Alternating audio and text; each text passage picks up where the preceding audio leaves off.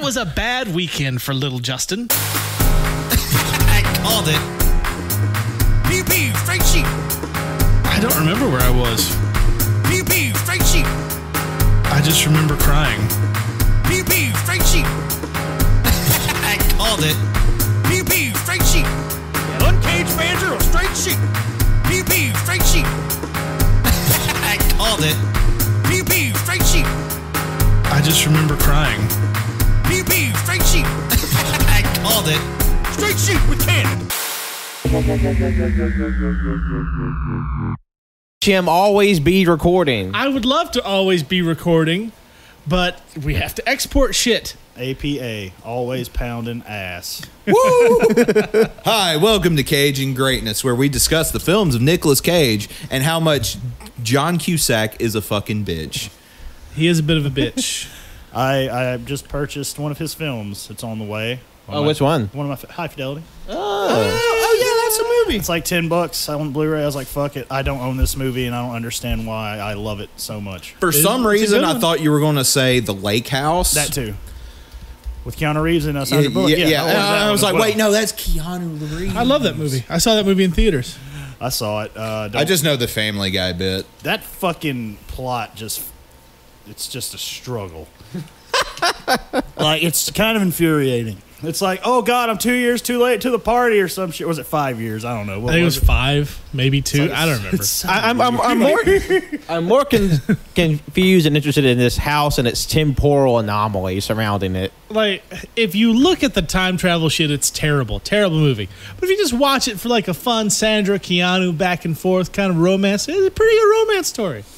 I mean, And, you know, like, I'm a sucker for a good rom-com sort of thing. Like, one of my favorite movies is Hope Floats. Sandra Bullock, Harry Connick Jr., who I love. I keep thinking when you say Harry Connick Jr., he's a fucking country music star, but I know that's not right. No, he's a jazz singer.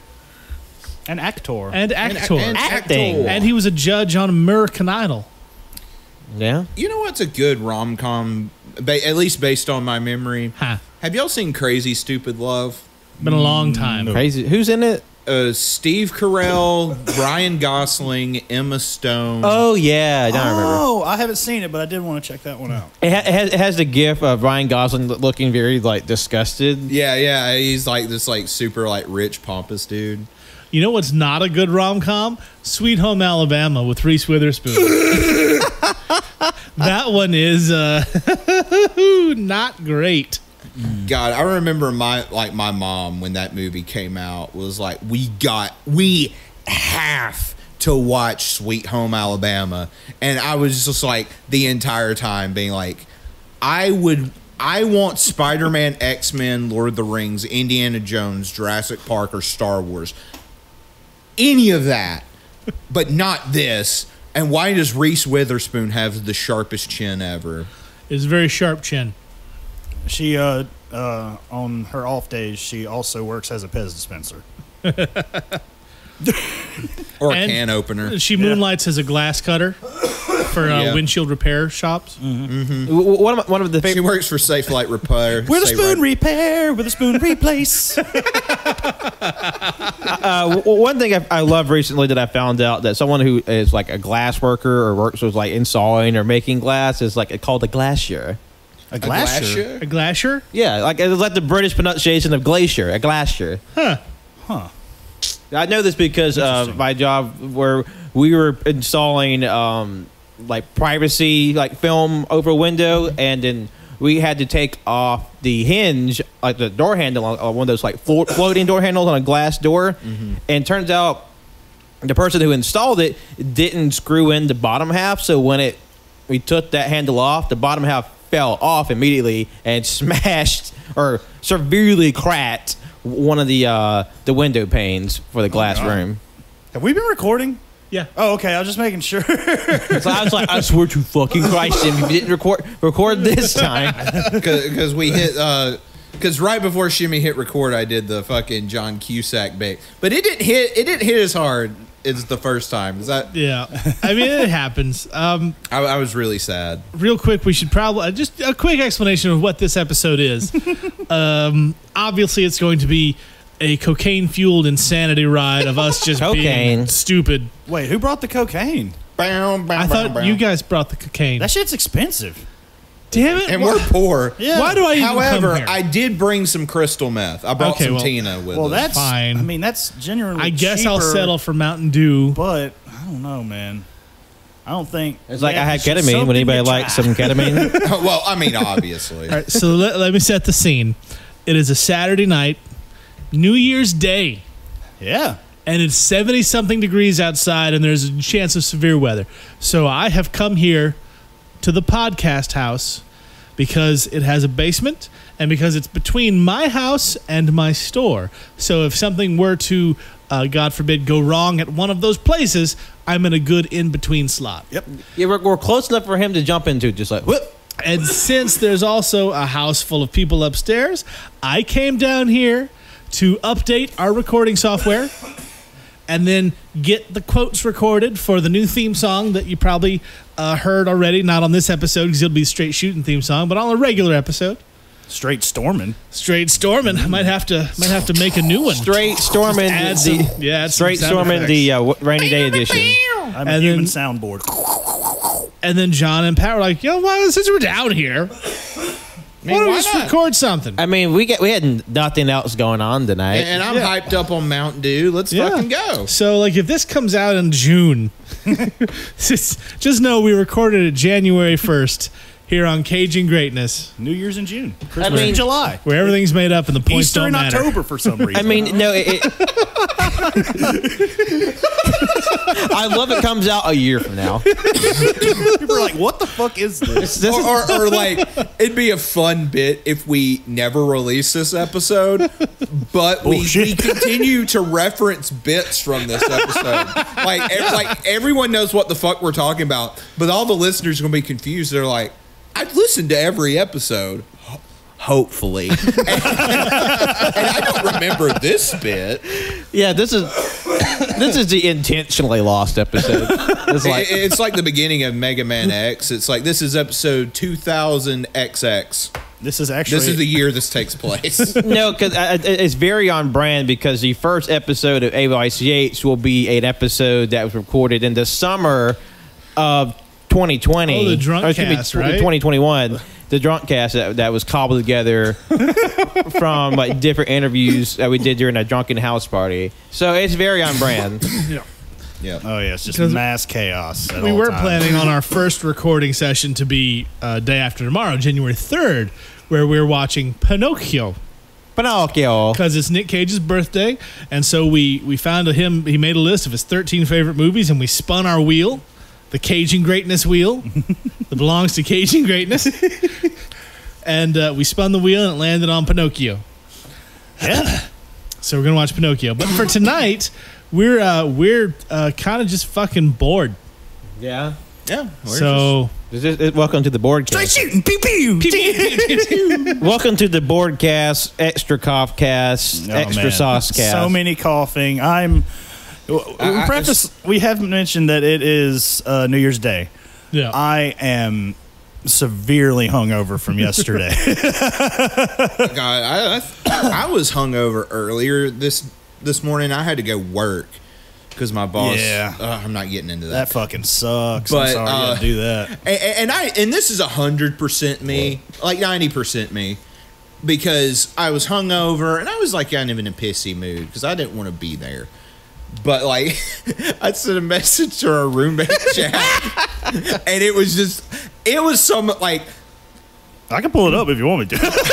It's not safe for life stuff. Like I was just being like mean, Yeah. like cruel, like wishing cancer on this poor Wow. person that I was working. It's like Donald's just like I'm reading it right now. like almost a paragraph of just like bile and like like earlier today, we were like upstairs and it was like me, Liz, and Kayla, and I was like, I don't wish bad on a lot of people, and Liz just kind of like, excuse me, and then reads that message back to me, and I'm like, wow, I needed a Xanax and needed to chill. it's like wow, just throw my receipts in my face from 6 hours ago. God, because I've been like in and out of a state of sleep all day. Like I finally about an hour ago got up and got a shower and kind of feel like a human being again. No, yeah, like I've done little more than sleep today, and not because I was hungover, just like I had no energy to do anything, and like I think I came out of New Year's Eve fairly well. My head was a little swimmy, but like other than that, physically all right. And I slept on the fucking floor that night because I had to. I let Lad, cast member 8x8's Wenzel, sleep in my bed because they had a big night on New Year's Eve and they needed immediate access. I saw to those the bathroom. tweets where Wenzel and blah.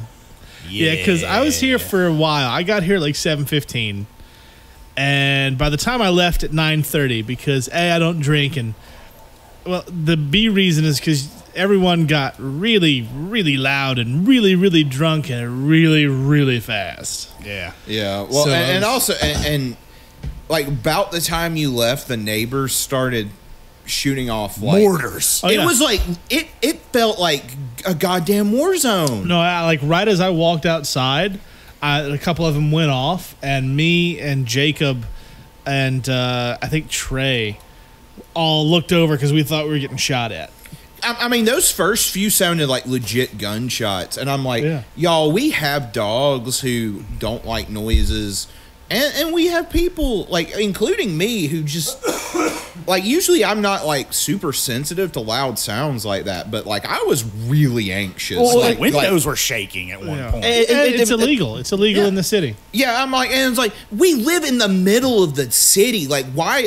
Like, I don't know. And what's like, it doesn't help that, people shoot fireworks. Not just like, there's not like a, hey guys, we're firing off tonight. It'll just start. 'Cause I remember it was 2020, the New Year's Eve of 2020. This was like, we're in a heavy lockdown and we're not going anywhere. We're not really feeling New Year's.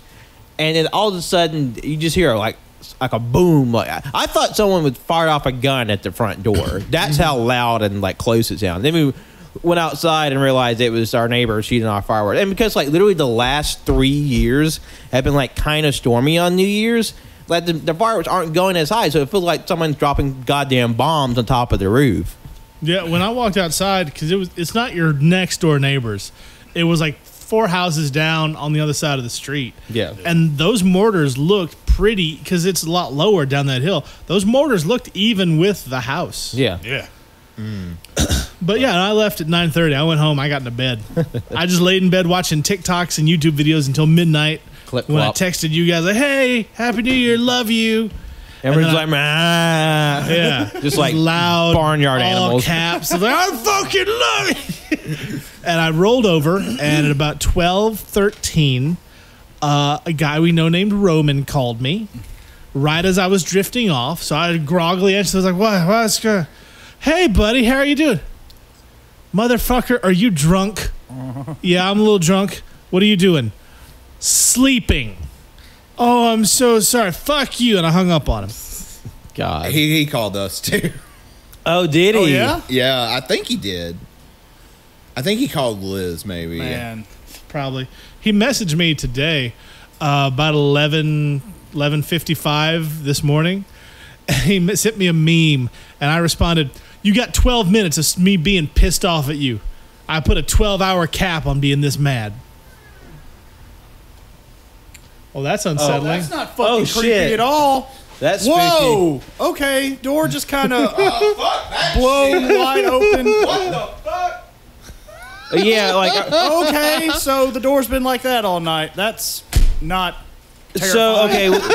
Okay, for Jesus Christ. the listeners' reference, we have a storm door, like a metal frame door, and the actual wooden door to our basement. And because, like we said, we're kind of recording through like semi-strong weather. I'm going to warn the people. Oh my God. Semi-strong weather, and apparently the basement door, the wooden door, has been unlocked all day, and the screen door is in place. So when the wind blew really hard just now, it blew the door open. They're like, who the fuck is walking in on us? See, I personally believe that was a spooky ghost. Abaddon? Abaddon? Jesus fucking Christ. What an unhinged episode. I had to get it out before I died, you know. You can't just scream Abaddon and have me like a 5 minute span of not saying it. And then, so I was in the middle of dying. I had to say it. I'm sorry, everyone. Anyway, Abaddon protects us from the ghosts. Oh my God, that fucking freaked me the hell out, man. It's like, Oh, I'm up now. I'm fucking awake now. My diaper is full, and not in a good way. Not in a good way. Let me make God. sure you hear as many of these as humanly possible, because this might be it, y'all. Happy fucking New Year. God. Just think about this. How freaked out would you guys have been if we weren't down here recording when that happened and you just heard the door open? Well, I wouldn't have heard it open, but if we were just walking down here, I mean, and saw someone the else door, might have heard it open. yeah, or hell, even if we just came down here with the door, something like, what the fuck? Because I already get a little paranoid because like we had like sometimes I'll be down here and like the door to the penalty closet, as we call it, is just like this long spooky closet with like a crawl space underneath our stairs. That I keep thinking like there be someone in there, and I'm just like every time I go down here by myself or get laundry and like, Oh, wait, hang on. That's not part of the garage? No, that part right That's there. his own fucking closet? Yes. Yes. That's horrifying. Yeah. That's under your stairs. Yeah, it's Yeah. gross. Yeah. It's disgusting. It's the Harry Potter closet. That's where all like the water and terrible. shit I mean, yeah, goes. because like literally that closet goes all the way under the stairs. Like there's literally like That's- you see the initial room of the closet, and underneath that is this big open area directly underneath the stairs. That's no bueno. Yeah. I do not like that. Because I remember when Liz and I were first taking the tour of the house, I'm like, the guy just letting us kind of roam around and look. And I opened the closet like, man, I sure hope I don't get like eviscerated. 'Cause this is where like the it would live, like the boogin or the haint. Your house is a Silent Hill setting. Is it more no, it wasn't as bad as the murder house. I was about to say, like, in comparison, I didn't get to see the murder house when y'all were house hunting. Now, so. funnily enough, the murder house is once again up for sale. I kind of want to tour it again. my Me murder too. house, We everyone. bring Cannon. Fuck. What if we talk to the guy? Like, hey man, what will it take for you to just like to pay you off to let us walk around here for a little while and just like record shit? Because like like think about Art House versus the Murder House. I mean, I will say, if it comes down to it, phone microphones aren't that bad anymore. Like, I actually recorded myself on my phone the other day just to like see how it would come off, and And like we could all we could plug in our headphones with the microphone attachment to our phones individually and then splice those recordings together. I mean that's not that's pretty close to what we did back when AYCH did the ghost hunting episode. Basically, when we would just split off and like talk into our phones, and we just sort of like cobbled all that together. hell yeah, that sounds cool. Yeah. But should we tell the Murder House story? Yeah, I thought we already have. on this show. Not on Cagey Not on Greatness. Cagey No, okay, okay, We, yeah. we told it on AYCH probably about 2 or 3 years ago now. Because it was the Underworld episode, wasn't it? Can I get some more Mountain Dew? Yes. It was the episode that we did about haunted locations. Oh yeah, that's right. But anyway, let me set the stage. This Set is the stage. Do it. like this was right before me, Pat, Ken, and Liz moved into the art house. So it's probably This was summer. This was summer of 2019. Yeah, around August, September ish. because we got the house in September 2019. Yeah, like the end of September. So we're looking around town, and there's this house. Won't name the specific streets, but Name the streets. Name the streets. No, we're not naming the streets. Elm Street, Whoa! Jabroni Drive, No Your Roll Boulevard. 1, 2, 3, Fake Street. it's the address is 555 5 Street in Fiverr, Alabama 55555. And if you Sponsored want to by take a Fiverr.com. tour, just call Jenny at 867-5309. Yep. But so me I was off, Pat was off, and Liz was off. So we all got together and we started looking around at houses, and we set up an appointment for this one house. It's right off like one of the main roads that runs through the city, and it's this pretty large house, and we pull up, And I think it was like either before we get the, or like right before we start touring the house or after, like like a cinematic bolt of lightning hit in the distance. Like it was a fucking like gothic horror movie from the 50s. Where it was just like you could just like hear the organ stings, the dun dun dun. And was it just over the house? Like, was it sunny everywhere else in town? I mean, it kind of. It was a summer storm, like, you know, it wasn't like raining, but it was like cloudy enough. Like you could kind of tell, like, you know, it would be like a little stormy, rainy off a few miles over. Yeah, but it was like a summer storm, like, but it was definitely setting the mood. So we pull up because I was driving. They're both of them were with me. And so we're sitting there in this like kind of overgrown back lot, and this like geriatric old man comes up. It's like, "Hey, y'all, let me show you inside." And then like he's just sort of like slowly plotting in place, and he takes us to the side entrance. And I think one of as bizarre the house is, there has some interesting architecture. Like had like these like little like fire escape ladders on the outside. The house was built like a Resident Evil house, or like the fucking Winchester Mansion, where you can tell where the initial house was, and then where they like over the decades built this house. I mean, the guy literally said, the owner, or I guess the owner of the property, he said that the man who made it, he just didn't know when to quit, and because it's just like you have all these adjacent rooms that feel so. Like literally like they're like Lego pieces just like hook on and just like random places. So we go into the side entrance and immediately it's like 10 degrees hotter because not only is it very confined area for such a large house, like it has like this super thick like shag carpet. Oh yeah. So it's very like musty and just like hot in there. Yeah, it's just like it like the air hung real thick. And like when you walk in and immediately to the side is what he called the playroom. The playroom, it's like this big like open. It's as long as a hallway, but just sort of ends and just like this a vacant room. I guess you could use for like anything. Yeah, and that was the immediate right of the entrance. And all it had was this like portrait. It was like this really like almost like what's the artist who did like the black paintings, the like Uranus eating his kid. Oh, Goya. Yeah, it was kind of like an impressionist version of that. It was like really like weirdly dark, and I don't know why. It was like a guy like plowing a field, but it made me feel uncomfortable. It was just like a singular, like not even a frame canvas, just like on the wall. Yeah, and then to the left was just like stupidly small bathroom, like it like.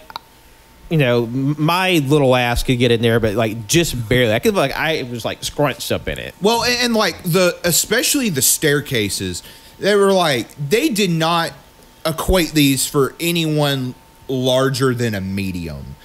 Like I barely fit up the stairs. I mean, I'm a big bitch, but like, and not only are they like really narrow, they're really steep too, especially going to the basement, which we'll get to later. Which that's like the horror shit. But we look at the like kitchen, the rooms and stuff, and everything's nice, but it has this really oppressive atmosphere. We go upstairs and like I said, the stairs were really, really steep and really tiny.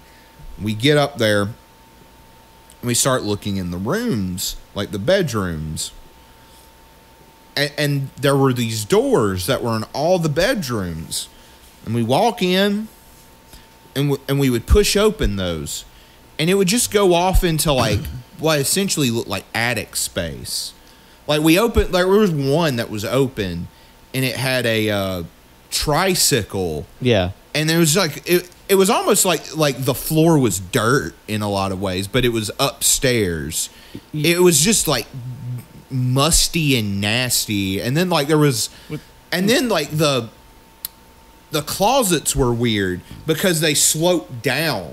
Because like the closets were fitted to the angle of the roof of the house, so it's like one room had like a closet door, but it's just like angled straight down, so you can't. It's not really a lot of space. And what John was saying earlier about the like the basically got this little cabinet door with like crawl space. It's like it's big enough for like someone to like on their hands and knees like crawl through it, but like each room had one. Yeah, it almost felt, and even I think some of the downstairs did too. It felt like the house had like an interconnecting tunnel system, even though I know it didn't. It was just really like the vibe was. This house did not pass the vibe check. Let's just say that. Not a vibe. Not a vibe. Not a vibe. And then like the laundry room was like in this outdoor patio area, which was like, that seems inefficient Because and the place ran on gas too. yeah, which- like that was because like the kitchen was like really tiny and awkwardly shaped. Like it had like the smallest oven stove I've ever seen. Like it's like a box, and then it was. I think it might even had one eye too. yeah, and it had like all these like adjacent rooms because you had like the living room, nice enough, like kind of like a fireplace, but also just like really just musty and it just felt kind of like the air just felt grimy. And then it had like all these little adjacent, like have this one room that would lead off from the kitchen. It was just like this kind of like patio, like screened in patio. And what John's saying with the laundry room, it was outside and unconnected to the house. So you had to literally go outside and go down to this like dirt floor room. That's, I guess, would also double as a storm shelter, perhaps. And it was just bizarre. And then I think that brings up to the basement, which was definitely like we were already like at this point just like, nah, this ain't happening. This is just too much. Because And I think he gave us a price too, and we were just like, that is way too steep for what this is worth. yeah, because like it would take more money than any of us could possibly pull together to make the house livable. Yeah. I mean, like, yeah, it's a shelter. Probably you could live there, but like it's just so out of date that it just wouldn't be feasible to live there. Yeah, so we go down in the basement, Which he didn't get. He followed us throughout the other house. He didn't go to us to the basement. which I think this guy was sketch. And then there were some we started hearing like when we were talking about going to the house, there were people telling us these stories about, like we don't want to get into because it's very sensitive, but like a lot of shit happened at that house, probably. So we get and the guy had mentioned, he was like, oh yeah, downstairs is basically a whole house unto itself. It's its own little apartment. He's Bonus like, you can space, fit. if you will. You can fit like 3 families down there. He said. And Once first you've off, wrapped them up. I'm like, in time. first off, no. No. There's no power in that basement. There was nothing was hooked up. There was no power. I don't even, well, there were bathrooms, but we'll get to that. So we get down and there's like this, what I best describe as a kitchen. It was like a oven and some stuff, but it wasn't anything concrete. So we start walking through the house, and this like turned from like spooky Resident Evil house to fucking Blair Witch. Yeah, I would say the upstairs is kind of like spooky Scooby Doo, and then the Yes. basement is fucking Blair Witch. Because I remember like And the floor is just concrete, and just covered with like dust and grime. like to try like flood water to come in and just mush dirt and shit around. And I remember. Like strangely, I'm the one leading the pack here. I got my fucking phone light out, and John and Liz are just like, "What the fuck?" with their lights out. And the thing is, there is no rhyme or reason to the outlay of the basement. No, it was labyrinthine, like just how it was structured. It was so fucking weird. And then we come up to about halfway through the basement. The basement felt like a quarter mile in of itself. But there was a single bathroom. And it was Pat couldn't even fit in it. But we look in, and in the shower is just a single chair. So we're already like nope. But you Like know, the mind is racing. It's like this is where someone got their throat cut. yeah, and just honestly, we should have left a lot earlier than we did, but I guess we were just like, oh, herp, derp, let's go. And we keep going. We're definitely showing our caucasity in this occasion. I was about to say, yeah, we were definitely being white people. But we get to the end of this hallway, and it's just a door. And we were just like, you know what? I think we'll turn around now. Because like because like when I was kind of leading the trail, like every time I thought, okay, this is where a room or a tunnel would logically end, and then it would just fork off into another like snake-like hallway, just like you just hard turn, and then we finally do hit like a end. That's like, okay, this ends very abruptly, and none of the rooms they really feel like cordoned off. It kind of feels like they're just branching off from this one like like snake-like hallway. It's not like we like a lot of doors we had to open and close. Everything's just kind of open. Even that bathroom felt like open to the air. Yeah, which was really uncomfortable. If he was like, oh yeah, you could fit 3 families. And I was like, Well, you can once you've wrapped them in tarp. I mean, yeah. Line them up, should be fine. And then And it's not like the guy was like, I fucking saw your family from Texas Chainsaw or anything, but like there was something off about him. So we go upstairs, and attached to the property is what he called the greenhouse, which I don't know how, because there's no light that could get in it for like plants or anything. And I just opened the door just to peek in, and it's just a single chair in the middle of this place, right? And the thing And is, I was just like, nope. again, like by greenhouse, it's what he like. That's the word he deigned to use. But literally, it's a shack Built out of like concrete bricks with like a tin roof. yeah. And then the PSA resistance to this whole experience is that we're showing like he's showing like all these like rooms to the outside that are inaccessible from the inside. So you have to go outside, like we've talked about the laundry room and all this and that. And he's like, oh yeah, there's one more room. Why don't y'all check it out? And we're like, okay. Because we see a door with no handle, and like he was kind of like pressing the point a little bit. Yeah, he's like, why don't you open that door? Why don't you open that door there? And you know, and I was just being dumb. So I go to like, because there wasn't a door handle, but there was enough room to where I could stick my finger in and pull the door open. And I go to reach and like a fucking like parent slapping their children's hand away from a candy bar. Liz just like, what? It's like, no, we're not going in there. And we ended up leaving, and That was our trip to the. and as we left, we kind of just had like this like collective trauma moment of just like, what the fuck was that house? Because like we were so pleasant to that man's face. Like, thank you so much for taking the time this afternoon to show us your house. We'll be in touch. Thank you so much. And then he gets his little old truck and drives away, and we're all just like, what the fuck was that? Because like. It's one of my favorite memories of us as a family, but at the same time, it's like something could have happened and nobody could have known. And the thing is it's in the middle of town, but weirdly sequestered off to the point like someone could overpower us and people probably wouldn't know. They could have had a fucking Jason in that basement, and we just didn't know. We could have not known. Sorry, me and Jason are tight.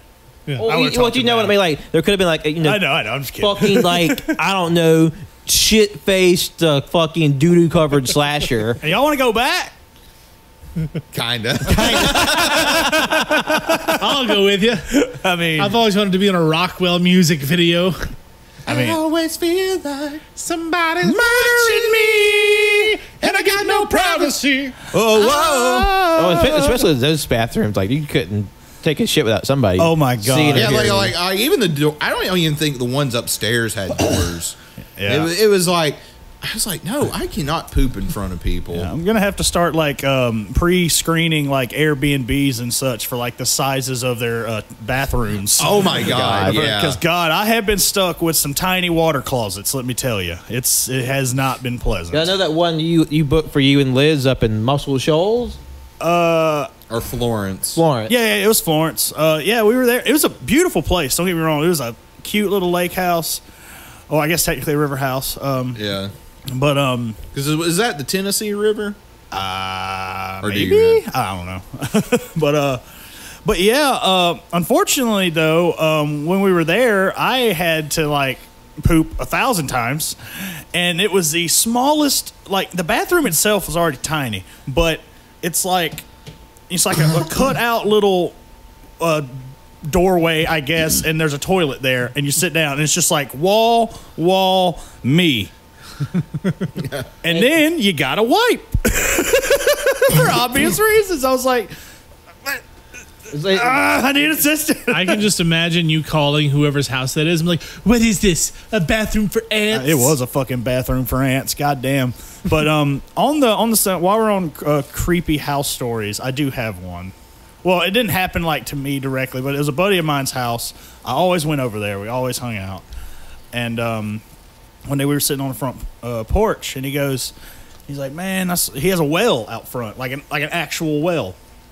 I mean, I don't think it's not in use or anything, but he always talked about, when one day I'm gonna get out there and I'm gonna like I'm gonna need your help, and like lower me down. And I was like, I'm not doing that. No, are you fucking crazy?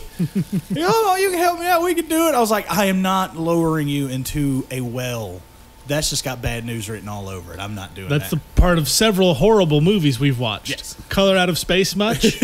Yeah. Ring. Yeah. We haven't watched So, it. there's a franchise about bitches being lowered in the well. How a good idea. That bad. one episode of The Walking Dead. But Yeah. there's one day we were on the front porch, and we just started chit-chatting about the well. And he talked about how before he actually owned the property, it belonged to this other fella. And he told me a story about how they were all talking about the well, and then somebody was pointing at it. And then he noticed that the previous owner kept looking at that well really like sketchy, like nervous, like there was something down there he didn't want anybody to find. Mm-hmm. So now I'm sitting there after he's telling me this story, and I'm like, are you telling me there's like dead people in there or some shit? That's fucking crazy. Or it's like gold. Gold, dead bodies. Golden dead bodies. He killed an entire. Okay, big brain idea. Gold aliens came down. He got spooked, killed the aliens, and buried their gold bodies so he can dig them up and sell them later. Not my friend, the previous owner of that property. Right. You know what? Your friend just killed regular people and No. dumped them in the well. I just got a good idea for the remainder of this episode. We just share our like spooky local stories, Sure. because I got a few, For the rest of the episode? or just like a section of it. Till the break, at least. Yeah, until the break. Because I was going to tell you about my Uncle Ern. You go. Okay, so I was like 12, and this is before my parents divorced. They were still bastards, but they weren't divorced yet. So me and my dad are sitting in the living room, just watching some shit on TV. I don't remember what it was. And my mom always had this thing for antiques and ancestry shit. Like she loved family trees, and this is a picture of your great-great-great-grandma as a baby. Like, Mom, that's horrifying. Why did you just try to hang it in my room? Put that shit somewhere else. So Dad and I are sitting there, and there's a big, like a china cabinet behind us up against the wall. And the top of the china cabinet isn't just flat. It has a lip around it, a good 2-inch high, thick-ass wooden lip around the entirety of it. And my mom had gotten this urn that had her great some bullshit uncle whatever's ashes in it. She set that thing on the top. And Dad and I are like, Dad's a conspiracy theorist. Like, he believes that reptilians live in the hollow earth and control our thoughts from the moon. I'm not making that up. Well, also that's a very quaint conspiracy theory, considering like what that has QAnon. evolved into now. Oh, no. At that point, that's what he believed. That was the height of conspiracy, He is- and that was fucking harmless. He was huge into David Icke. So, like, he was like, I don't like any of that shit. And I'm 12 and easily afraid of things because he would take me ghost hunting against my will. So I'm already like, I am the scaredy cat, right? Jimmy's still startled right now. Boo! Ah! Yeah. Like, I don't like it. Not a fan. Neither one of us are a fan. But Mom's like, ah! It was a delayed effect. Yeah. But mom's It like, took you a second. it's my family history. It was like, yes, your family. Put it somewhere else. So she put this urn on top of the cabinet with a lip. She's in the kitchen. Dad and I are sitting on the couch watching TV. It's just us in the house. It's always just us. It's just us three. And all of a sudden, Dad and I hear in that order, just a click. Like, what the fuck was that? And we turn around and this urn is on the ground.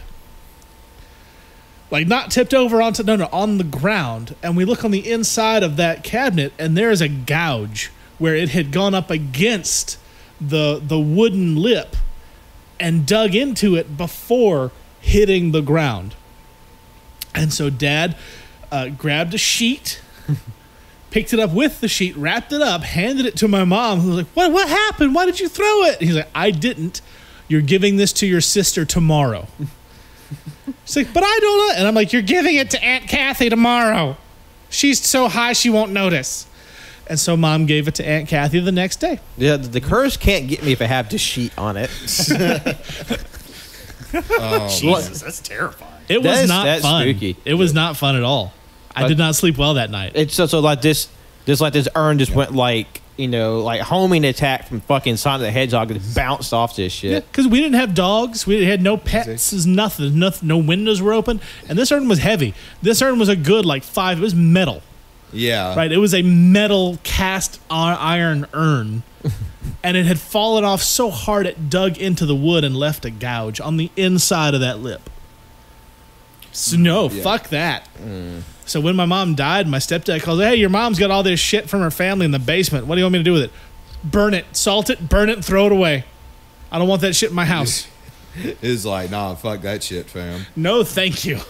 No spookies in this house. What about all your baby pictures? Salt it, burn it, throw it away. I don't want that shit in my house. Yeah, Jimmy just gets haunted by the gradually increasing baby versions of himself. That would be terrifying. That would be awful. I'm already haunted by my past. I don't want it literally. God. But what man can escape his past? I got one of these stories, and it's going to combo really nice into a Pat story. I think Pat knows what I'm talking about.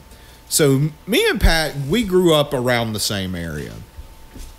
In around like Brookwood, Vance, Woodstock area. And I lived mostly in Brookwood, and around my house were strip mines, and Brookwood's a mining town, so which they're on strike right now, and go support them if you can, because they get treated like shit.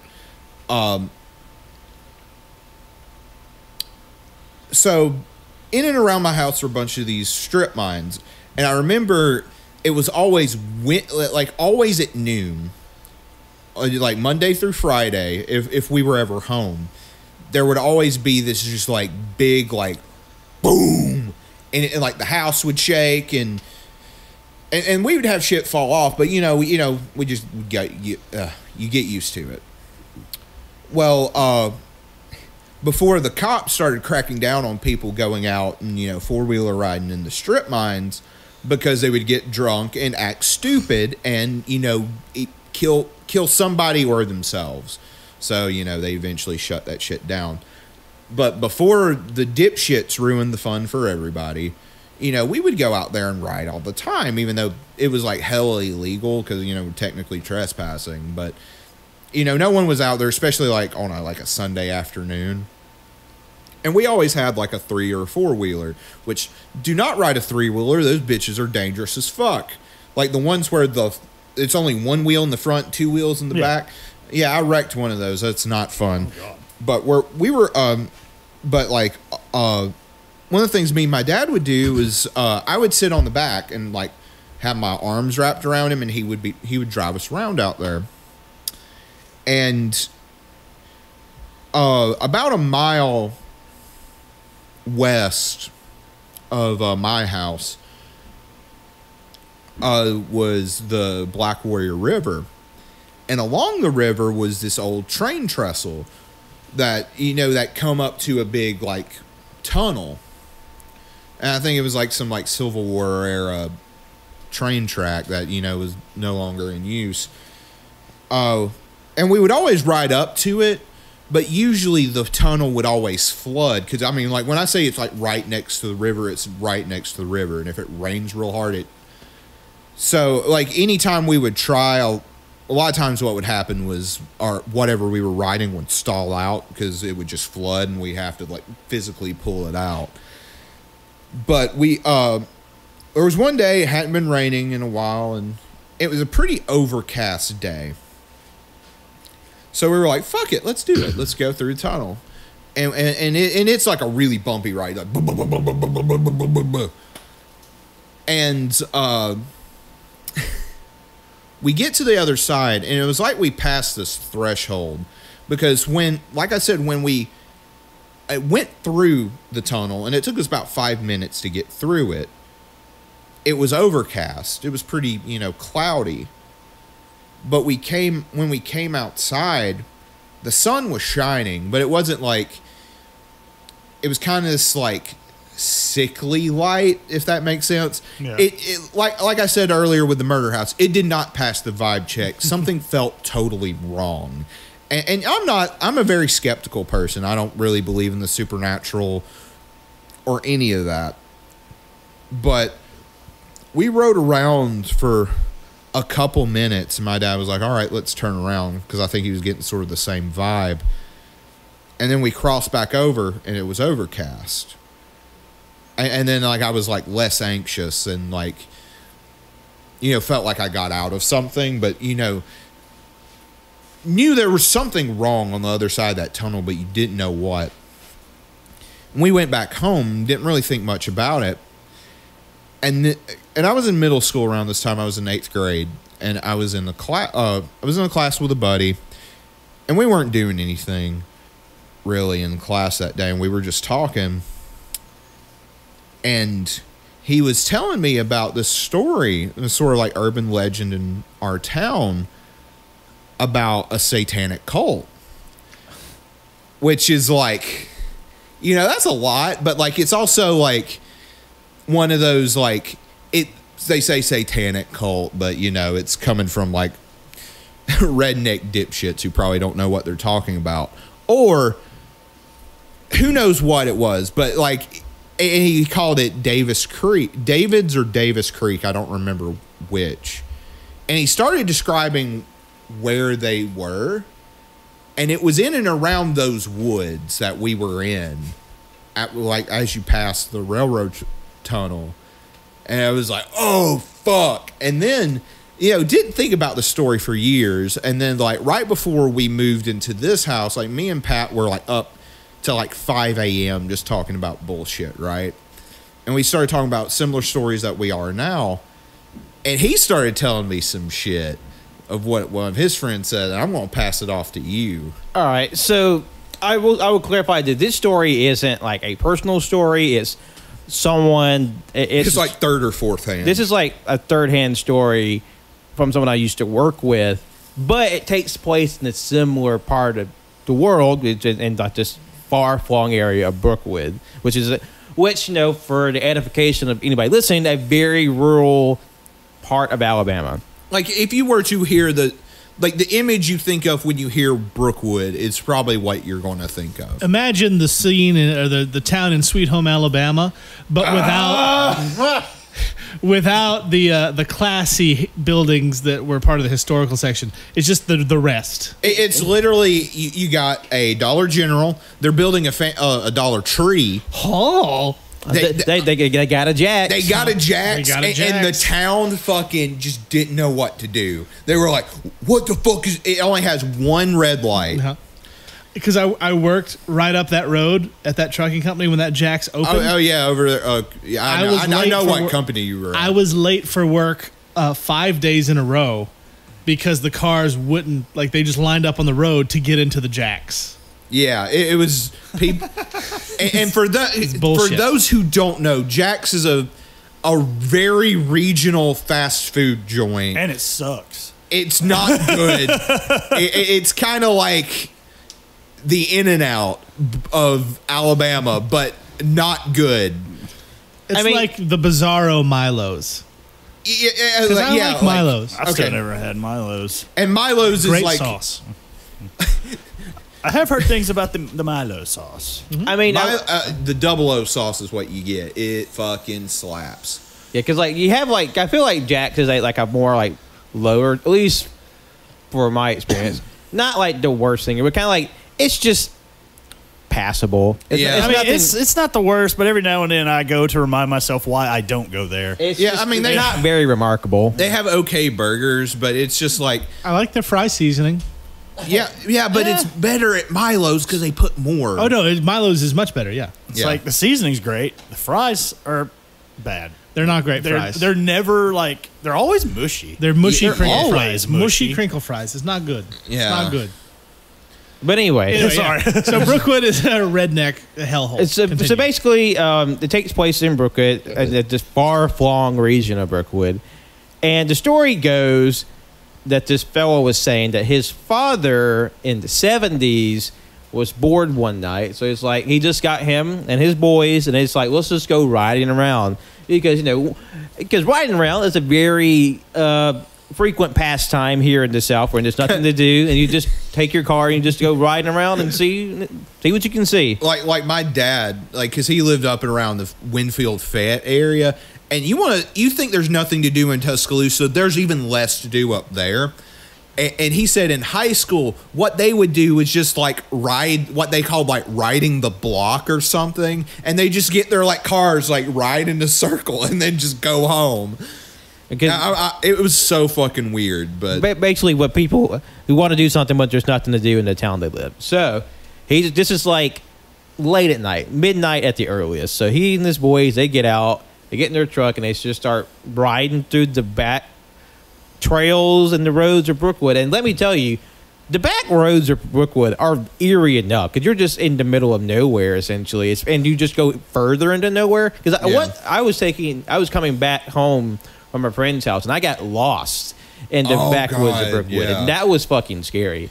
Which is Or- another story in itself. yeah. And then there's like one road in particular that is just a wall of trees, and you have no cell phone service. It's like right next to the mines, and it's scary as shit at night. Yeah, especially when a mangy coyote jumps out in front of you, and you think it's a fucking demon.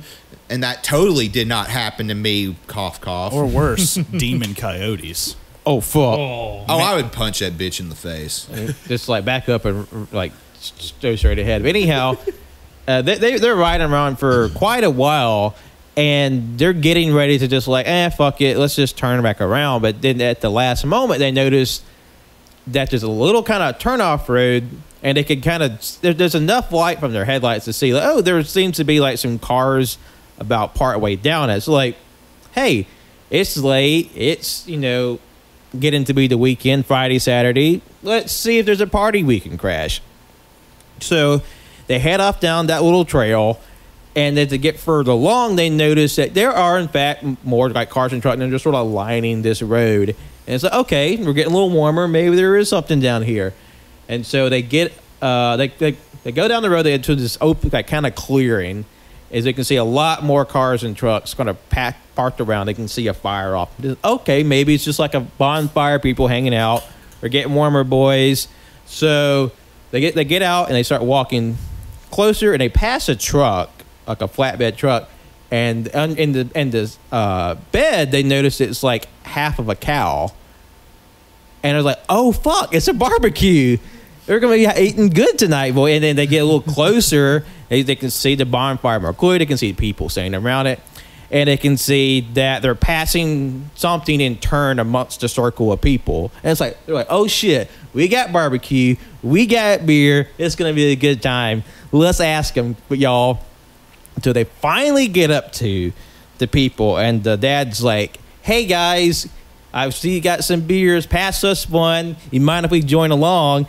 And that's when all the people standing around the fire, they turn around, and they're covered in blood, and they're passing the cow's heart between them and drinking the blood out of it. And they're just like, oh fuck. And then they get in their truck, they run out, get in the truck, and drive away. And they look behind them, and all the other people at the campfire get into their cars and driving after them. Oh no. So the dad forwards the heat back. So he knows the backwoods really well. So he's just turning off and got these little turnoff roads. And so like eventually the headlights of the other cars, they disappear. And his buddy's like, man, that was fucking scary. Pull over, I gotta take a piss. Oh fuck! I forgot about this part. So his buddy's out there like pissing on the side of the road, and you know they've been in the car a while, so he's just like letting it run. And then you can see headlights starting to come over the hill and a turn. He's like, "Oh fuck!" So he scrambles back into the truck. They take off, and they disappear on the back roads. And eventually, the dad gets back home. He lets his buddies out, and they go their separate ways. But even though they got back home safe and clear, he said for the rest of the night, he could kind of see something passing back and forth in front of his bedroom window, and he hears like noises out, like scratching and touching of his window. Man, Nope. fuck that. Oh, God. No, That's spooky. Yeah. not a fan. Now imagine hearing this story at 5 o'clock in the fucking morning. Needless to say, I didn't sleep. No, that is one of my favorite memories of like back when we were at an old place. And I remember there was one night where you and I are home alone. Liz and Cannon were gone somewhere. Like we were just up talking, and it was like it had gotten late. We had talked about so much. It got into like the spooky bits, and we just kind of like we were just like into the shivers, and like because we had just gotten to like the spooky talk. Because like that story John told about passing, they just like this deep dark tunnel you can't see the end of, but you just have this bad feeling about. Well, the thing is, it wasn't until we got through the tunnel where it was like, I do not like this vibe. Does not pass the vibe check. and like a lot of times, like, and this is something I forget, like a lot of people who aren't from here understand. It is like there's a lot of shit in the woods that will fucking kill you. But if you grow up in the woods, you kind of know what to like look for and avoid and stuff like that. Like, I mean, like where my old house where my parents or my mom lives now, there's like a bunch of like rattlesnakes and shit all the time. But like, there were times like me and like Cody would be like in the woods, just, you know, dicking around, and then you'd smell cat pee, but it's like big cat pee, like a cougar sort of thing, and you're just like, yeah, we're turning around, fuck this shit, and you forget like, because there was a person we know from outside of Miami, and we were just like, we would explain to them, it's like, oh yeah, just be careful going outside because there might be black widows. And he just freaked the fuck out. It was like, I'm never coming back here again. I'm going to die if I step outside. Because like, you know, because even like I guess like a little outdoor wuss like me who barely spent any time outside and still fairly used to the woods because my family, I grew up in like part of the woods. So even I feel like even the biggest like indoors kid is still pretty accustomed to the outdoors, at least from my experience of growing up in the South. Yeah. Oh, yeah, no, I hate being outside, but I still know what's going to kill me and what won't. Yeah. I can make a fire with flint and steel, and I know what things to not put in my mouth. Yeah. But like it does seem like Southern people of a certain generation have like a level of like wilderness like experience or just like exposure that maybe other people don't have because that just, you know, we live in more rural areas. Well, and like if you live out in like in an urban setting, I mean, those skills don't apply to you. Like you won't ever have to use those. Yeah. So like obviously there's a fair amount of culture shock if you go from a very like urban area to a very rural area, and vice versa. Yeah. I grew up in the woods. So. Oh, me too. Capital W woods. So do we want to keep going after a break, or we think we're done? It's currently 9:30. I'm down with I'm down with either. We can probably go a little more. Yeah, all right. Well, we're going to take a quick break. I have no idea what's going to go in between here because I don't know when this is releasing. But I'm sure it'll be something fun. Be right back. I told you, October. Ladies and gentlemen, Cajun Karaoke.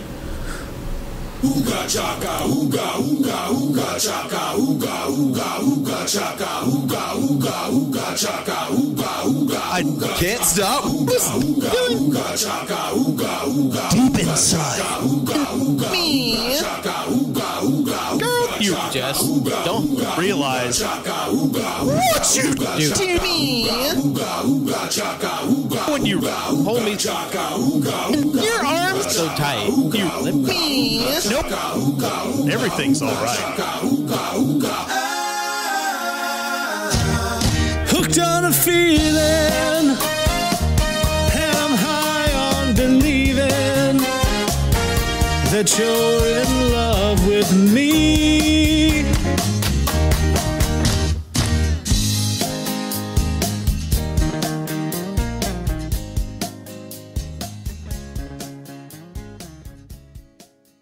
CW tonight. No, we didn't. Fucking the lights go dark, and who's the guy that got hit again? Effie, and got hit with a guitar, and then the dude took off the cowboy hat, and the lights rolled up. It was Jeff Jarrett.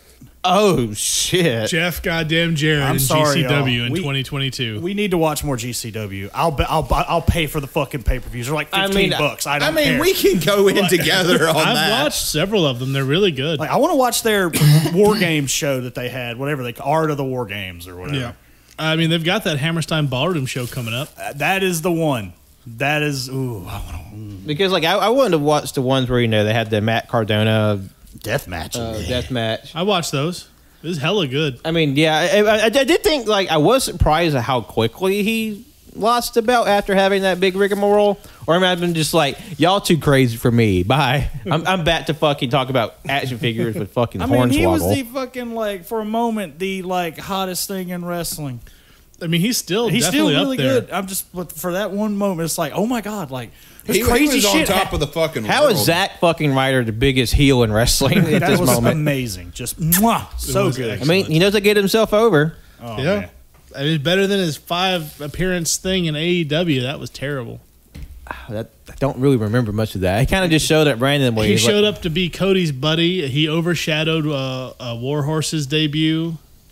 Yeah, was that the same night? Yeah, Warhorse challenged for the TV title, and Cody beat him. Yeah, I remember and then got that. attacked, and then Cardona came out to make the save. Oh, okay. Well, 'cause I knew he was there for like a minute. Do you remember that time that Jeff Cobb just randomly showed up in AEW? Oh my god! I was yeah. so hyped. I love Jeff Cobb. But he's in New Japan Yeah. still. the Mister like walking flipping refrigerator. I mean, the dude's big as hell because he was. Whenever we get around to watching Lucha Underground, he played Matanza. Mm-hmm. He's basically just like, what if Jason was just big as fuck, but could also do flips? What if Jason was a badass pro wrestler who also killed people in wrestling? Eventually, we'll watch Lucha Underground as a group. Hell yeah, I'm pumped. Cannon's never. And what if Christian baseball enthusiast Joey Ryan played a sleazeball? God. Okay, that will be a big thing to overcome when watch Lucha Underground. There's a lot of like very canceled people on that show, and not just like flippantly, like actually really bad things they did. So like that would be something like yeah, sexy star Joey Ryan.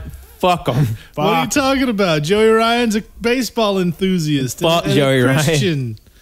And definitely not a rapist. If we're not a sex fest. That'd be crazy if Christian baseball enthusiast Joey Ryan was a person who would assault people and then sue them. Yeah. Wouldn't that be a shit move? Fuck that guy. Yeah. What a fuck him. Like, remember when like 80% of British wrestling was out of the sex pass? Oh Yeah. god. UK That was rough. gate. And like, But they're from there was a UK. bunch of them that I really liked. I love Jack Gallagher. He was great. Yeah, I like Jack. I like El Ligero. But they're all shitty, awful people. It seems like honestly Gallagher's probably the one that handled it the best. Did he retire? You know, he went to the management. It's like, I don't remember doing this, but that sounds like something I would have done when I was real drunk. So he quit, and he's just been laying low yeah, just and working on himself. So That was the gentleman, right? The really Yeah. pale guy? Yeah. Who, like, beat Sheamus somehow in paleness? I Yeah. don't know how that's possible, but... Yeah, his was pretty bad. not great. And then Marty Scurll, once friends with the Young Bucks and the Elite, but he had some bad shit come out. Quite a bullet they dodged on that one. Yep. I just found out today that apparently he's with Serena Deeb. You know, I saw that same Twitter thing. That's the first I've heard of it. I mean, I don't follow like the dating patterns of wrestlers or anything, but I feel like that would be something that would have been all the fuck over Reddit in a Yeah. bunch of these. So I don't know how accurate that is. I don't know either. I It's do the know internet. that Sammy Guevara and Ty Conti are a thing for sure now. Yeah. Oh, wow. I was like, am I going to mention that? Oh, I'm going to keep that to myself. After 3 weeks of we need our privacy because they were getting attacked by a bunch of pissy fanboys. Mm-hmm. Like, you know what? Fuck y'all. Do you think Tony Khan called him up? Was like, look, I did a stupid tweet. I need you to run cover. God. It's time. It's like, yeah, do me a sorry, brother. I love how we're talking about like hot goss in the wrestling business. It's going to come out like 8 months from now. Jeff Jarrett showed up New Year's Day. Which in like October. wrestling time, that feels like forever. Yeah. A lot happens in wrestling real fast. But because I feel like for as long as I've been watching AEW, which, is when it started, Yeah. it feels like it's been going a lot longer It than feels like it's has. been like 5 years. Well, you Yeah, remember but that? like in a good way, like not in a bad way. You remember the Thunder Rosa Britt Baker hardcore match, the Lights Out match? Yeah. That was like 9 months ago. Yeah. I could have swore that was last year. Technically, I mean, yeah, it was. Well, y'all know what I mean. God damn it. It's January 1st. Give me a fucking break. You fucking pedantic asshole. We're taking the kids next year.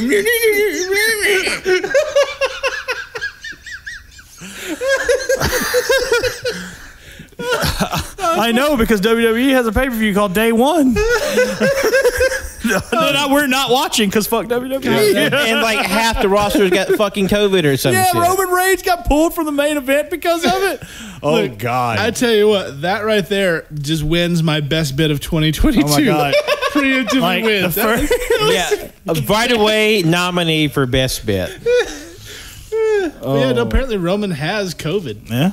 Oh, no, that's not good. I mean, he's vaccinated and boosted apparently, so he'll probably be fine. But of all the people on that roster, you don't want them to get sick. He's like top of the list. Well, isn't he like The what? champion, right? He's the Universal Champion. Yeah, and also a cancer survivor. Like a Twice four-time? over, yeah, Oh, at least like- twice. Yeah, Yeah, I was like multiple time cancer survivor. Yeah, that is nope. And his fuck wife that. and a young child. several young children, I think. Really? He has a couple kids? Plus, this is on the heels of finding out because not only is WWE doing like live shows again, but also like they have completely stopped testing and checking their clients or their talent for COVID. They're just like, fuck it. Yeah, apparently it's like testing is no longer required by them or some shit. Well, because COVID's over, everybody. Yeah. Even though literally when you look at a COVID map of the United States, every single state is bright red now. It's more coverage than the Verizon map. Dun-dun-dun. Fuck your 5G. Oh, yeah. Oh, wait, I'm sorry. I forgot. People are actually saying fuck 5G because that makes COVID a thing. I hate Because people so they're much. putting 5G chips into our shoulders. Well, my reception still sucks. I guess I need another shot. Yeah, Fuck. and it's not helping me because I have to restart my router at home all the time because my upload speed is like dipping below 1 megabyte per second. It's terrible. Like, if I'm going to get these injections, then damn it, I need better internet access. Yeah, remember everybody, 5G like the vaccine is stored in the balls. In the nuts. Yeah, that's where the microchip goes. That's right. Boy, can you imagine what the vaccine rate would be if you had to inject it into the nuts? It'd be non-existent. Yeah, nope. No, I'm just going to die. Thank you. Either that or they would have to knock my ass out. It wouldn't be like a quick Walgreens trip. No, they It'd be the would most- have to like spinal tap my ass, like guaranteed not to wake up for like 24 hours. I was just thinking, like, what what would they need to do to make the shitheads and the chuckle fucks get the vaccine? It's like, if you get the vaccine, it makes your dick bigger. If you get the vaccine, it's the cheat code to no fat blazer fishing. Yeah, take a seat. No nut November. It's no piss January. No pee January. God damn it. Just piss literally coming out of people's eyes. Are you crying? Nope. It's just like Lady Deathstrike and X2. Is that Like where The adamantium's coming in. it's the liquid adamantium. It's just piss. But they're all just like shaking and mad like Vince McMahon when he like sneezes. He's just like, God damn it, I'm pissing out my eyes. I piss. Also, throwback. Pissing out.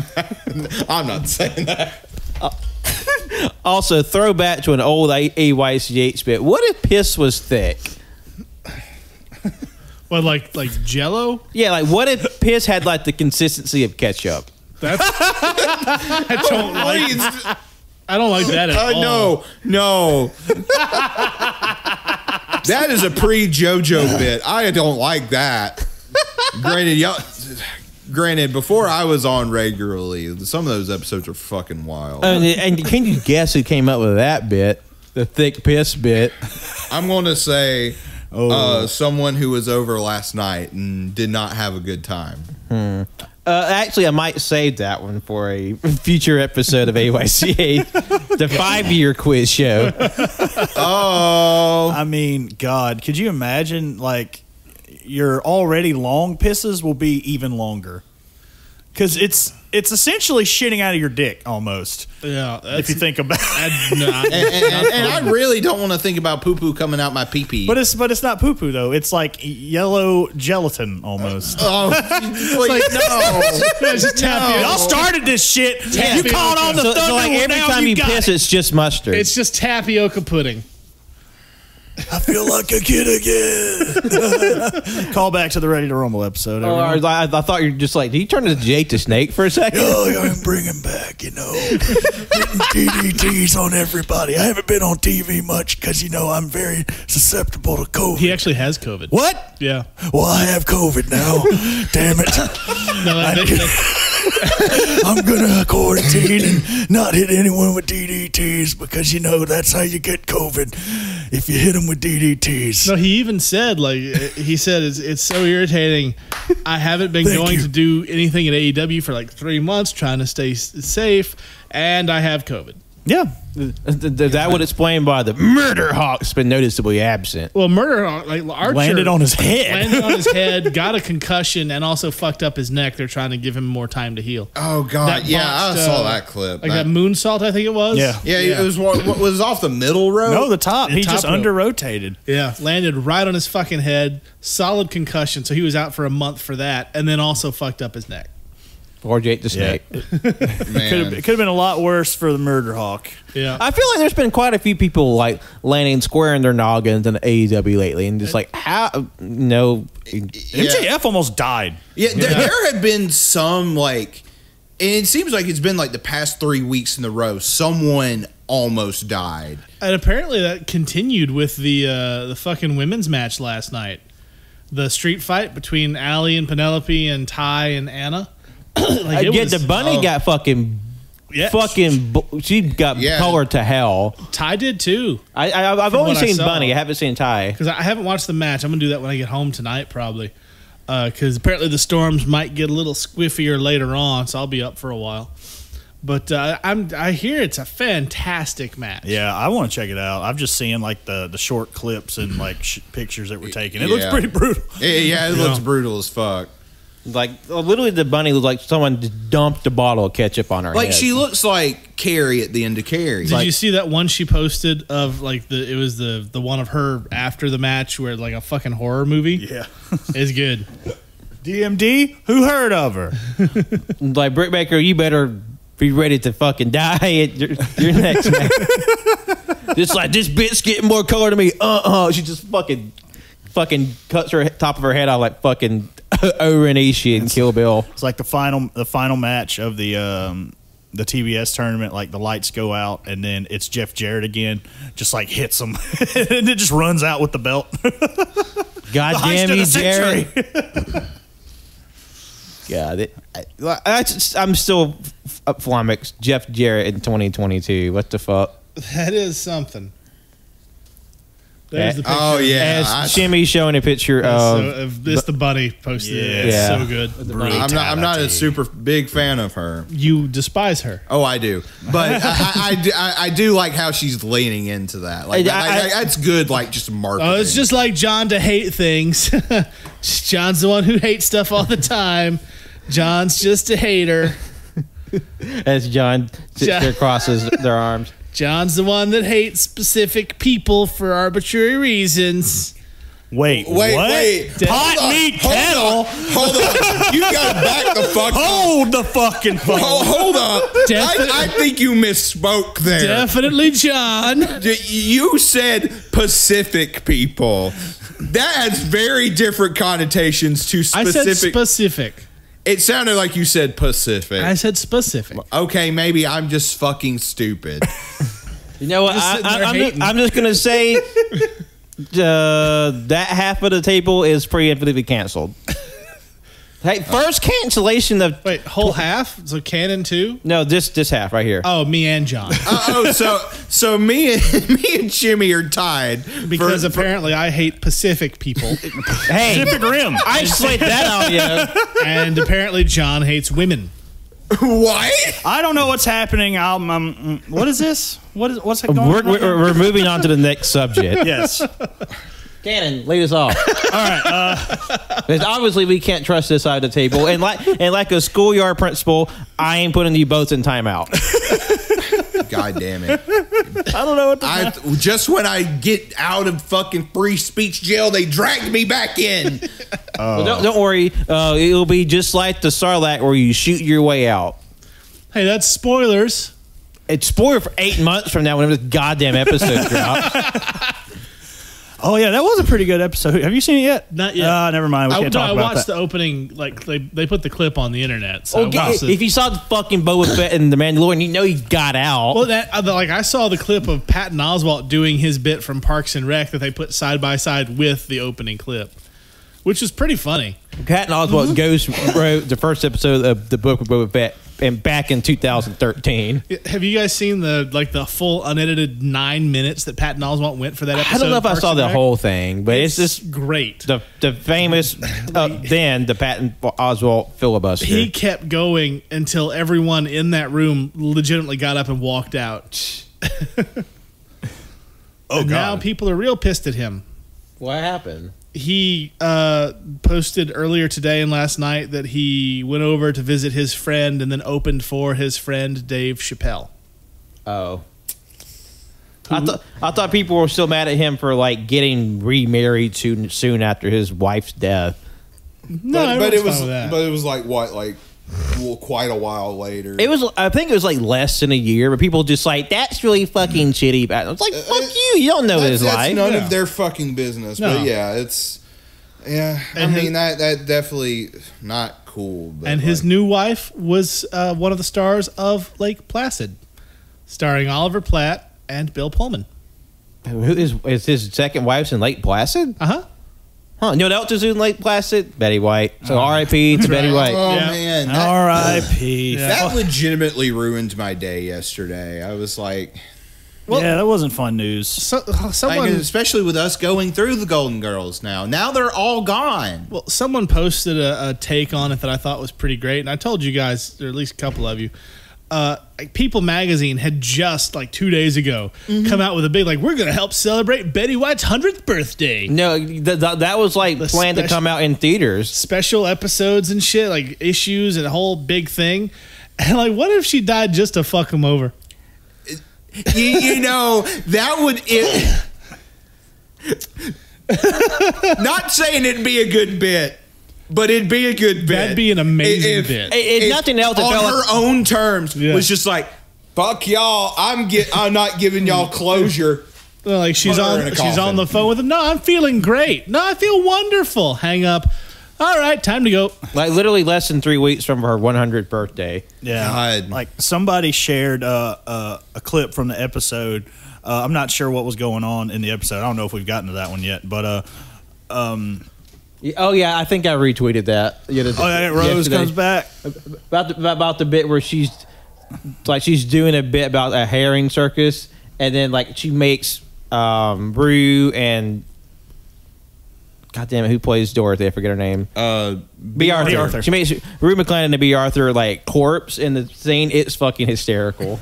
Oh, I was just talking about the one where she like Rose comes through the door, and then all of them are like, "Oh, you're so glad you're home, you're finally." And I was just like, "I'm fucking dead. I'm gonna cry." That was like when Robin Williams died and everyone was like, "Genie, be free." And it's like, I know that's tacky, but God, that made me sad. Now, for our listeners who were unfamiliar with the term, to corpse in this context does not mean to die, as Betty White has. It means to break character during a segment where one is supposed to be acting. Ding ding ding ding ding. Or it's called breaking as well. Yes. But like it's really fun because this is like a villain in front of a live city audience. Send in for the man. So to see like her going on this bit and them try to stay with the scene, and then they break and they can't do it. It's really fun because usually you don't see, very rarely see that. Maybe on like SNL or something, but on like a Like infamously, you live in a van down by the river and David Spade is fucking losing it. Right, or like anything Jimmy Fallon was ever on that show. very Every sketch. infamously unable to keep it together. Every in the scene. single goddamn sketch, Jimmy. Wow, that was the only funny bits he did was breaking character. Yeah. Yeah. Yeah. It's almost like he's a talentless fucking hack, And an alcoholic, apparently. Allegedly. allegedly. Yeah, but I still find Jimmy Fallon more palatable than James Corden. Oh my God! That's Can 'cause- we deport him, please? Because James For the love Corden of fucked an God. ostrich. Everybody knows that. He's an ostrich fucker. Allegedly. Allegedly. Allegedly. Everybody knows it takes two people to fuck an ostrich. It's like, I'm sorry. What if it was a sick ostrich? I'm sorry, James Corden. You in the mouse suit humping the air. That was Don't apologize to James Corden. James Corden is famously an asshole. no. Well, no, yeah. I was being facetious. Oh. I was just saying that him humping the air. That was a war crime on my eyes. During that like flash mob for the Amazon Prime Cinderella movie, Yeah, like that. No one gave a shit about. What 'cause about he's his Oscar-worthy performance in Cats? I don't like. Then the thing is, I don't remember him in anything. He just takes up space. He was Buster Furves. He was the fat one. Yeah. Like I remember his song, and then nothing much else. I mean, 'cause I actually listened back to the Cats episode the other day, and it's like, man, I got this weird sick urge to rewatch Cats. I have it on my Amazon. No, I remember you said we can watch it. We can watch it right now if you want. Oh no. We can do an episode on it. No. If it lands on Justin's choice, you fucking know what's coming. That'd be fucking funny. It's like, Can I vote that we watch the taping of the musical and not the 2019? Oh no, we're watching the 2019. No, I think I I'm don't the want to only- see. I don't want to see T Swift coming down from the ceiling to sing like. You don't want to see sexy Taylor Swift cat? No, I what about don't. sexy Idris Elba Cat? Naked Idris Elba cat. God, God. I'm the only one here who hasn't seen that movie. Oh, well, we have to watch it. No, Yeah. I don't want to ruin canon. Y'all That's- were in the theaters for this, didn't you? I actually got in for free because Dylan works there. I had a gift card, so I didn't pay for it either. I paid for it full price, But on Christmas Day. the fun thing was when we saw Cats, like there's 12 people in the theater. There's like 8 in our group, and then like 4 people behind us. Yeah. And we're just like hee-hawing and at the whole goddamn thing. Yeah. When me and Cody went on Christmas Day to see this piece of shit movie, we just for the bit, and like I grew up with the musical, so like it's not good. Like even the musical is garbage, but it was only us, and then there was this elderly couple that walked in. And then as we were leaving, the elderly couple went up to someone they knew who worked at the theater. And they were like, why the fuck did you not warn us? They were singing the whole time. But that's cats, though. I mean, I was like, at that point, I was like, lady, that's on y'all. If you don't know what you're getting into with cats, that is 100% on you. I mean, it's So canon, it's never, ever bad. was there Oh, yeah. ever a cat so clever as magical Mister. it's the worst 5 stars you've ever Mistopheles. given anything, right? oh yeah. Oh, yeah. Like, and I've watched it several times since because I find it entertaining as fuck. I mean, it can be funny as fuck. Of course, you know, the right fucking frame of mind. No. But like I thought it was a hoot, and like listening back to other people, just like, cause there's this one podcast I listened to. They're like a gossip podcast. Apparently, they rolled deep for the premiere of Cats back in 20. They dressed up like dogs, got fucking crossfaded to hell, went into this theater to watch it, and were just like literally screaming with laughter the whole time. Because and then fucking Universal, because Universal is the one who produced it, right? I think so. Yeah, they're a bunch of fucking cowards that took out the buttholes. But at least the butthole cut. To be fair, from what I hear, there weren't actually buttholes. It was just the way the fur was digitally rendered to wrap around ended in something very butthole-like. That we kept. To me, that feels like fucking corporate doublespeak. There were buttholes, and I want the What buttholes was back. even better, God damn it! Canon, and you're not going to be able to get this experience, but there were 2 cuts. There was one that released immediately, and then one they released like a week later that fixed all the shit that was wrong digitally with the first cut, and that's the one we saw, the fucked up one. There's one scene where Judi Dench is sitting there being an old cat no one can understand, and her hand moves, and the cat hand stays at her chest while her human hand phases out of it and does a human hand thing, and then just goes back because they didn't render the hand going with her hand. And there's so many little like just glitches like that through the whole fucking thing. I want to see the original cut. Is that possible? It's not, unfortunately. Because they're a bunch of fucking cowards. I'm never going to But watch like it. some of the tweets about it are my favorite things. Like can an Oscar be revoked because of a new movie you've done? Asking for a friend. God, because like in any other scenario, the cast for Cats would be like an award bait film, I mean, the director. It's won- Tom Hooper. or even just legitimately a great film. Because like the thing with Tom Hooper is like I like The King's Speech fine. I love The King's Speech. It's a pretty solid movie, but I'm sorry, it didn't deserve to win Best Picture. I don't. We had this exact same conversation before on this show. God damn it. Look, I love The King's Speech. I thought it deserved it. It's one of my favorite movies. Like, I mean, it's good. I think Les Miserables was wildly overrated. That Entirely movie- on the basis of Anne Hathaway's performance. like that movie was ill-conceived to hell and back, and like he does like weird shit with the camera for no reason, like film like Jeffrey Rush always in Dutch angles, which kind of gives him this like weird fun house like shape the entire movie. Yeah, I'm gonna say in personal interpretation of The King's Speech, Jeffrey Rush wasn't real in that movie. in the world of The King's Speech, he was a figment of the king's imagination. However, the bit in The King's Speech where fucking Colin Firth goes off on his little cussing tirade and then and caps it off with "and tits" was the funniest fucking shit, because I watched that for the first time in high school. And when we got in our AP government class, and when we got to that, we were hee-hawing because we thought that was the funny. He's like, they said the fuck word. Also, do y'all remember that bit last year when we bullied Colin Firth? Yeah, I recall Wait, that. That happened. That did happen. I remember that just now. It's like, oh yeah, we had a bit in one episode where we were like, "Fuck Colin Firth." Like, why? Why did we hate? I don't remember Colin Firth? the inciting incident, but it was just like a bit, or just like I imagine he is a very pleasant fellow. I'm sure he's a very charming man. Like we'd said the bit. I remember us doing the bit and then just immediately backtrack. No, we love Colin Firth, but this guy, fuck this guy, and we picked somebody else who is more worthy of being terrible. but also it's a funny bit how it's like this charming British man.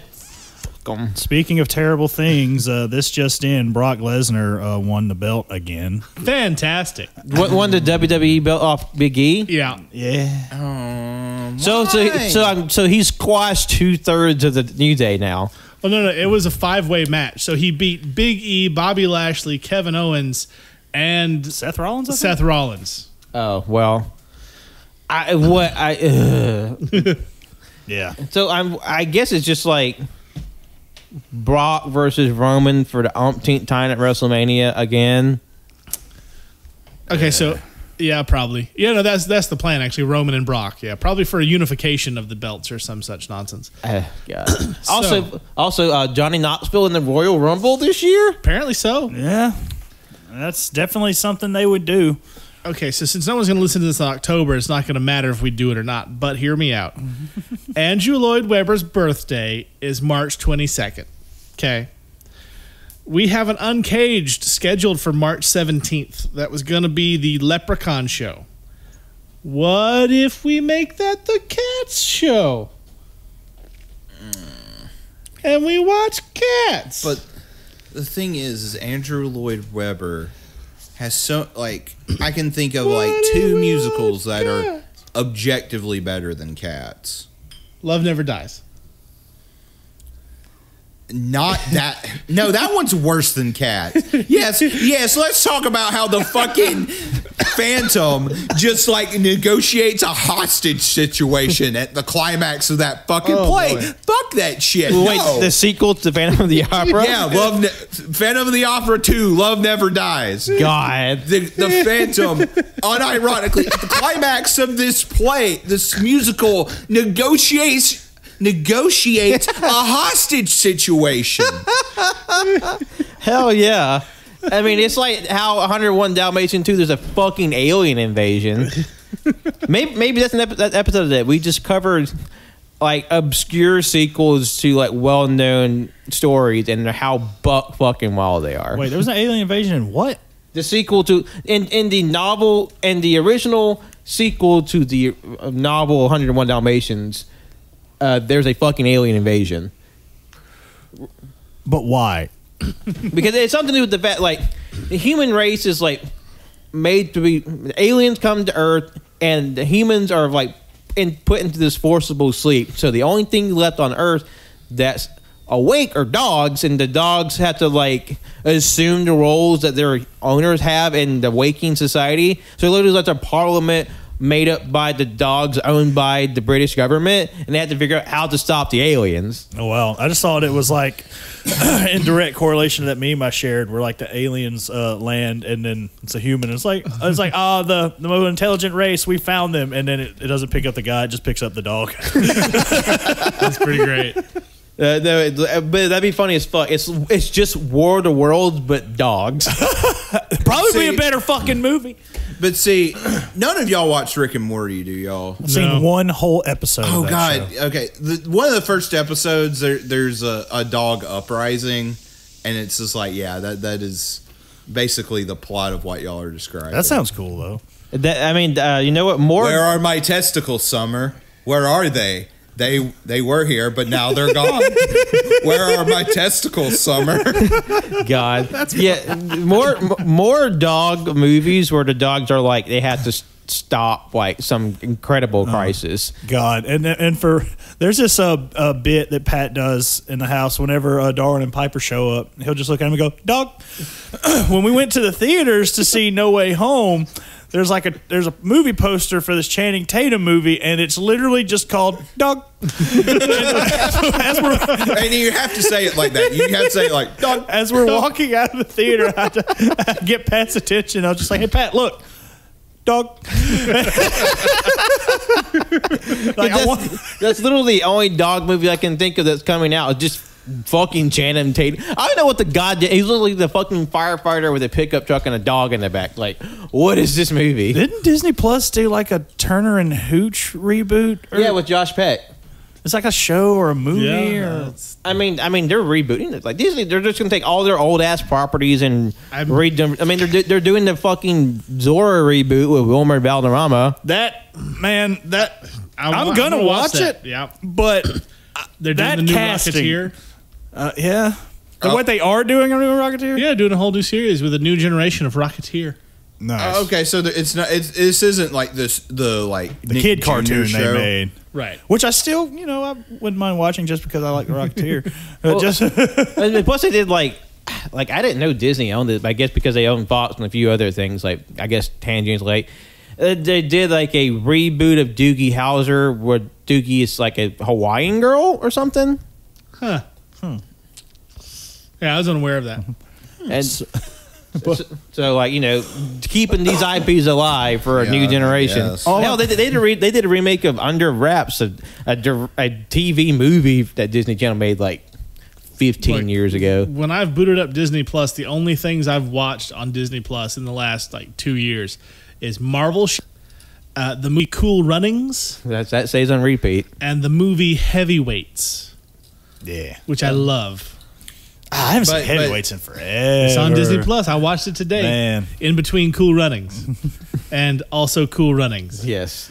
I'm sorry, Pat. Maybe you should feel the rhythm. I don't feel know. the rhyme. Get on up. Just Because like- it's bobsled time. For further listeners' edification, Shimmy has a Rolodex of movies he keeps on very regularly at the shop. So like we know which ones that are stay in rotation. We need to find you like a DVD/Blu-ray player that operates like a record player and just like switches them out for you. It's like a DVD jukebox. That would be fun. That'd be quite fun. Do those exist? Why don't they exist? That'd be kind of TM. I'm there all day, so I want to hear something that's comforting and not intrusive, and that I know isn't going to piss off somebody who walks in the shop. So until one day somebody's like, "Fuck Cool Runnings, turn it off. That movie killed my entire family." Fuck John Candy. It's not even anyone involved in the movie. It's the movie itself killed their entire family. Like somehow the frequency of the movie like gave the family like just like attack, so they all just like stroked out or something. No, it's just the 1988 Jamaican bobsled team killed my family. Like literally after they lost, or just like they were just in a tear, and then the one family that was the victim of their attack was this one dude, and he just takes offense to everything involved with that incident. Look, for real though, if somebody walks in my shop and says "fuck John Candy," I'm throwing them out by their belt and collar. But what if someone says "fuck John Candy" with like a lilt in their voice, just like fuck John Candy. Oh, that's I fine. fucked. Look, I'm never gonna be against fat person love, okay? Because we need love too. I'm a lonely man. It's like, strangely enough, they're like the cousins of the people that are like mega Cher and Leonard Skinner fans that like come to the shop like, "What'd you fucking say? Do you believe in life after love? 'Cause you're about to fucking die." But speaking of just like all like the Disney reboots, I'm just saying, if Disney were not fucking cowards, they would bring back this one quaint one season show that was on ABC. That only ran like 8 episodes, and for some reason I'm obsessed with. I haven't even watched it, but I'm going to. Called The Slap. Oh God! Wouldn't that be on Peacock though? No, it's on ABC. What was it? ABC? It was on ABC. Yeah. It's on ABC. Okay, never mind. It was either ABC or NBC. Those two, either one. But anyhow, Jonathan, what is the premise of The Slap? And it has like really good, like a pretty solid like stat cat. Like it has Tandy Newton, like. But the plot of the show is these friends are having this like outdoor party, right? and it's a bunch of like people in their like 30s and 40s, and they have little kids and shit. And one of the kids is just being an absolute terror. And one of the people, who's not the parent of the kid, just slaps the shit out of the kid. Just like fucking just rears back. And just like knocks the kid to the ground.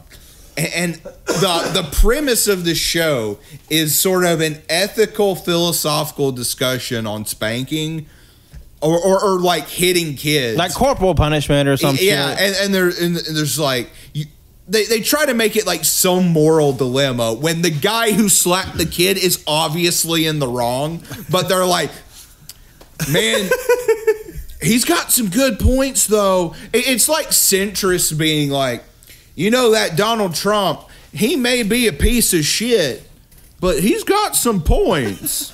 Like, plus, like, the whole conceit is just so overwrought and so melodramatic. And it's shot like it's, I don't know, like fucking Grey's Anatomy.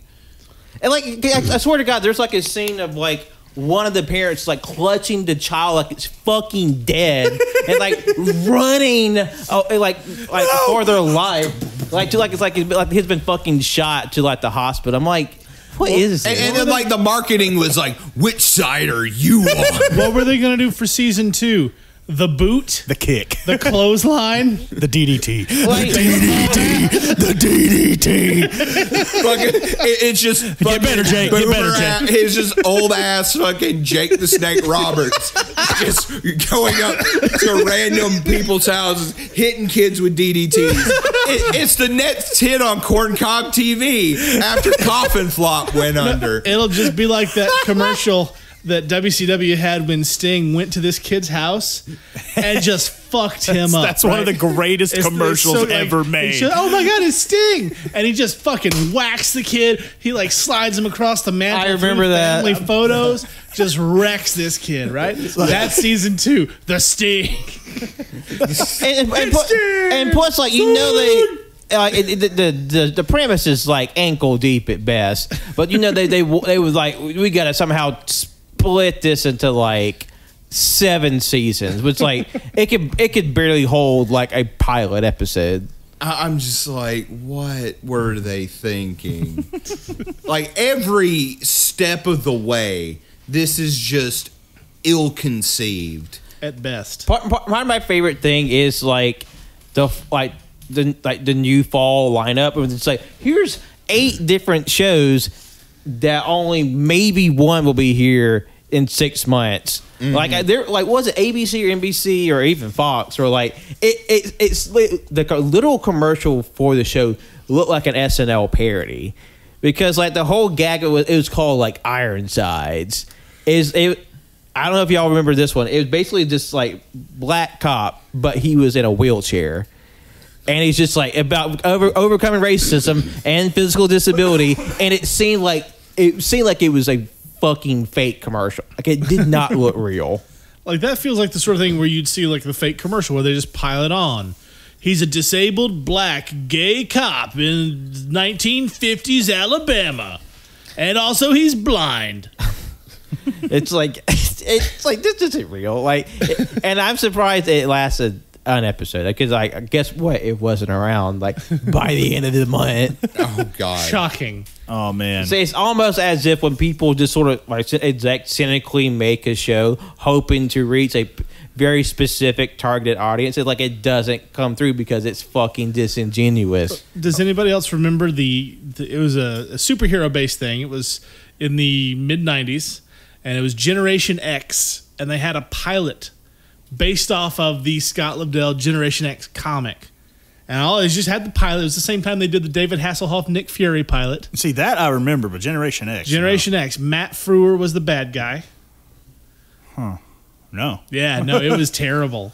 I don't know. David Hasselhoff, Nick Fury, though. Oh, that was terrible in the best way.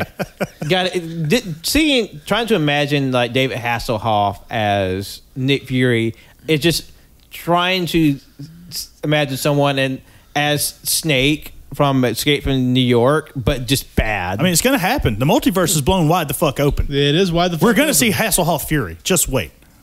Wait, we've already seen Hasselhoff in an MCU movie, too. That's right. That's right. Yeah. He was in Guardians 2. Yeah. He was Oh, yeah. I forgot about that. the president of what? The president of me. I don't know what you're doing right now. It's Escape from New York. I still haven't seen either of those. It's really good. Escape from New York, at least last I checked, is on Shudder, and it's really fucking good. Because didn't we start that one night and we both fell asleep? Not because the movie was boring, because like we were just dog tired. We were dog tired, and it is a for an action movie, it's much slower. It's slower pace. It's a John Carpenter movie. Yeah. Yeah, but like, So- I think it might have his best soundtrack. Now, if you want a solid action movie, Escape from L.A. No, let's not talk about that. Escape from L.A. let's not talk about that. You know, I don't hate it as much as a lot of other people. It was my introduction to that franchise, so I Yeah. don't hate it. I enjoyed it when I was a kid. I have not rewatched it in a very long time. Escape from L.A. One of my favorite things about Escape from New York is how the president is played by Donald Pleasance, you know, who you know from a lot of John Carpenter's work. And it's like, okay, there's a lot of shit happening. We got to get the president out. Put him in the escape egg. And it's just this orange egg that he gets into, just like falls out of the fucking plane like it's a goddamn bird turd. And it's just like, oh, we got to find the president in his egg. And the thought of that is just fucking hysterical to me. It's an egg that comes out of birds, but it's a bird turd.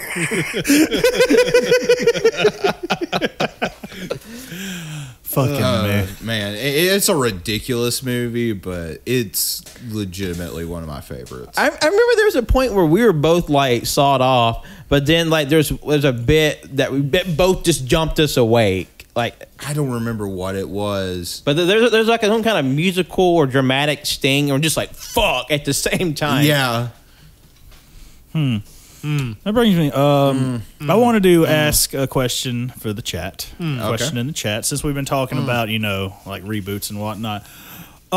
What is something, if you can just cherry pick your director and cast? What is a reboot of something that you would actually like to see? like a TV show or something. TV show, movie, doesn't matter, Anything that could be rebooted. or both. However you feel. I would want Jason Segel to reboot literally anything with the Muppets. Solid.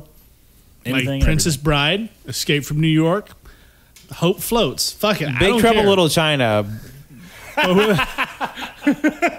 Everything's Muppet except Kurt Russell. everything. God, every But time it's old ass Kurt Russell. Yeah. like Santa Kurt Russell. No, so they just do the Big Trouble sequel with the Muppets and Kurt Russell as he is now. Yeah. It's perfect. Bigger Trouble, Littler China. But I'm trying to think of what I would reboot. Anything with the Muppets. Well, I mean, you put anything with the Muppets, it's going to be great. I mean, that's not entirely true. Well, yeah, I mean, there's bad Muppet stuff, but Or like just like weak, like a lot of their like newer special feels like okay. yeah. I mean, like the Haunted Mansion was a good one. I love the Haunted Mansion. But like, there's like some intermittent stuff, kind of like meh. I've heard people talk shit about the Haunted Mansion, and I'm like, I don't know what you watched, but that was great. It was fun. Oh, no, they've done. They did a special based off the Haunted Mansion because it's a Disney ride. yeah, It had nothing to do with the Eddie Murphy movie, which was also based on the Disney ride. yeah. Which I heard speaking of reboots, they're going to reboot the Haunted Mansion as a movie. I think so. I think that's I heard been a something plan about that, for a too. while. Yeah. Because back in the day, they had two movies based off Disney ride, Haunted Mansion and the Pirates of the Caribbean. One became a franchise, the other didn't. yeah. Yeah. Well, there's also another one you're forgetting about. The Country Bears. Oh, fuck. Yeah. Which that came out before Pirates. And they almost didn't greenlight Pirates because Country Bears obviously flopped so fucking hard. Ooh, it was bad. Yeah. It was bad. Like I remember as a kid, like seeing the trailers to that and being like, I won't want anything to do with that. Because movie. like it's this weird approaching or act in the uncanny valley of just like human people in animatronic like bear costumes, like puppetry bear costumes, and it's like, oh yeah, we gotta get the band back together. Just save the country bears. And I'm like, who the fuck remembers these goddamn bears? Okay, so to answer Cannon's question legitimately, well, the Muppets is a legitimate thing. We could do a whole episode on what we'd want the Muppets to be remade in. I would love, and just hear me out on this one, okay? Okay. I would love a remake of Baywatch starring Daniel Day-Lewis as directed by Quentin Tarantino, with a score by Danny Elfman, co-starring Danny DeVito in the Pamela What Anderson the role. fuck is this chaotic movie show? This sounds like a bit we would do In for AYCA. Shimmy, that sounds like a Mad Lib gone wrong. Yeah. And I think I want to see Daniel this happen. Day-Lewis comes out of retirement. God, did anyone watch the Baywatch movie? I did. Well, that's one with the Oh, the one with the Rock. and Yeah. Zac Efron. Yeah. Zac Efron, yeah. It was not good. There was. I will give him this. Spoilers for Baywatch, I guess. What? God damn it, no. I've been dodging them all this time like I'm Neo. Actually, there are two bits in this movie that I thought were kind of fucking funny. I think it's The Rock has like this fish tank, and in it has like a little version of him in the fish tank, but the bit is like it's always like watching somebody and like doing things. Like there's a bit where it like has binoculars for some reason, and it was dumb, but I thought it was funny. And also the very end when Pamela Anderson cameos, but it's like you see her walking in slow mo, obviously, but she is in slow mo. That's just how she moves. Everyone else is moving in real time. They're like, man, why is she moving so slow? It's like, I that's don't know. funny. That shit was funny. But yeah, that movie's not good. No, it's bad. But wow, that's insane, Shim. Here's a serious one because I just want to see how it would be. I would watch it though. How about a remake of Deuce Bigalow, Male Gigolo, starring Jimon Hansu as the lead, directed by Steven Spielberg. Who's the actor? He played, trying to think of what you'd recognize him from. The sidekick Gladiator in Gladiator with Russell Crowe. God, I've not. He's the guy in Guardians who goes, who? When Peter's Star-Lord, man. Oh, okay. Yeah. Fantastic actor. Okay. Yeah. But I want him to star as Deuce Bigalow, Male Gigolo, as directed by Steven Spielberg. And I want it as a serious drama. Oh, that guy. Okay. Yeah. Yeah, serious He's been in drama. a bunch of shit. Basically, everything I would remake is legitimate actors and talent remaking the dumbest bullshit to see if they could make it work. Yeah, just don't remake. We just remake bad movies. That should be how I it mean, works. yeah, that should be how it works. Yeah, but I guess we just got to make King Kong 10 more times. Remake The Wolfman starring Danny DeVito. Oh my God, do it. King Kong, starring Danny DeVito as Kong. I'm the Wolfman. But Hey, I'm King Kong. no, like we remake it's King Kong, but so for some reason Danny DeVito is playing the Wolfman in the King Kong reboot. Oh, okay, I got a Muppet reboot idea. Okay, so for the past couple days, I came across this movie that I've heard of, but totally forgot existed, and now I want to watch.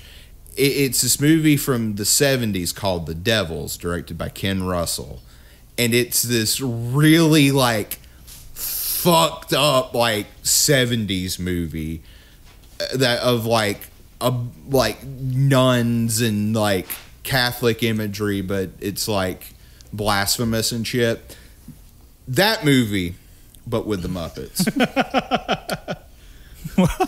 Well, and I've only seen clips, and I'm like, this movie's giving me anxiety. Yeah, they already remade that, John. It's called Wonder Chosen.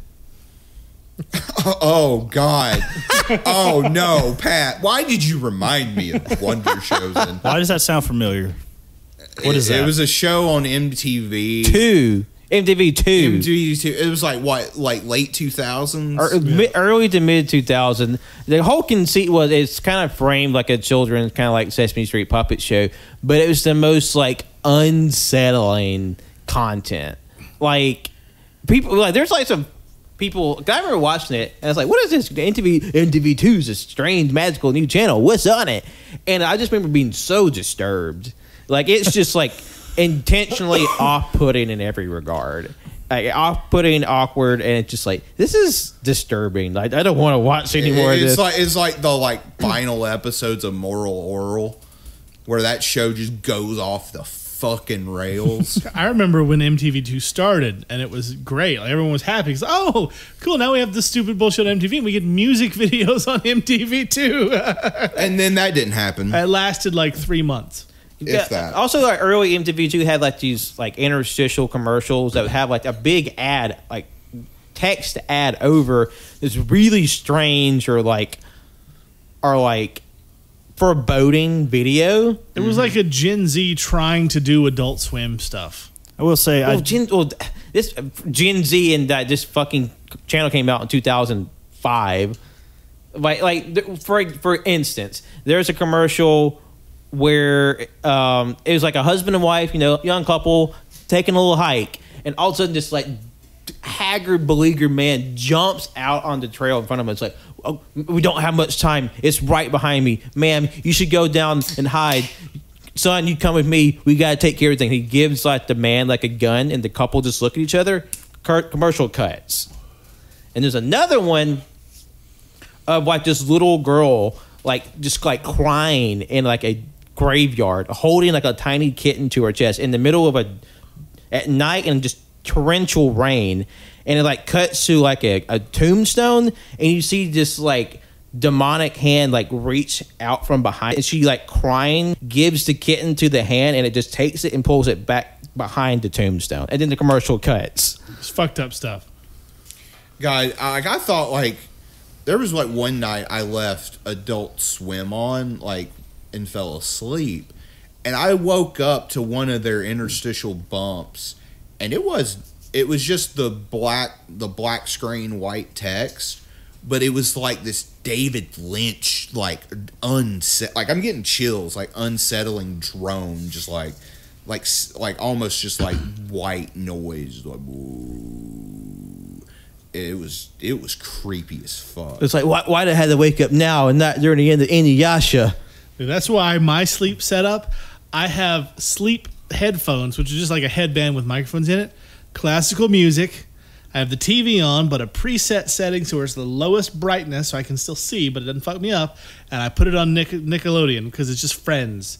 And nothing puts me faster to sleep than Friends because it's a terrible, terrible show. Jimmy, we cannot have the fucking Friends discourse on this goddamn show. I've seen enough on goddamn Twitter.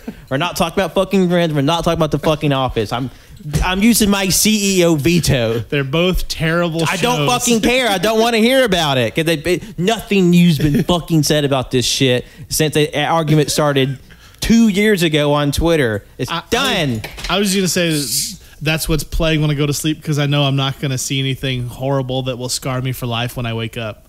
Or also when you're watching Nickelodeon late at night, it's just a blaring intro to the George Lopez show. I have the volume all the way down. I have the volume all the way down because I also sleep with a white noise machine and 3 fans. Yeah, Jimmy's in just that sensory like deprivation chamber. That's honestly what I'm going for. Just like wrapped, swaddled in blankets, VR headset on his eyes, headphones on his ears, just like no access to the real world. Actually, the headband headphones can come down over my eyes very comfortably. So this boy plugs into the Matrix when he goes to bed.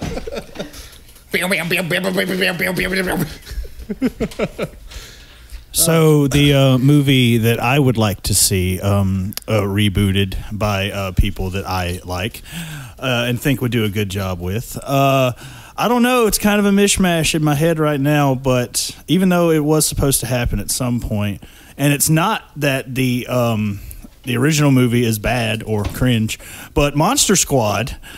I would like to see someone like, I don't know their names, but the people behind Stranger Things.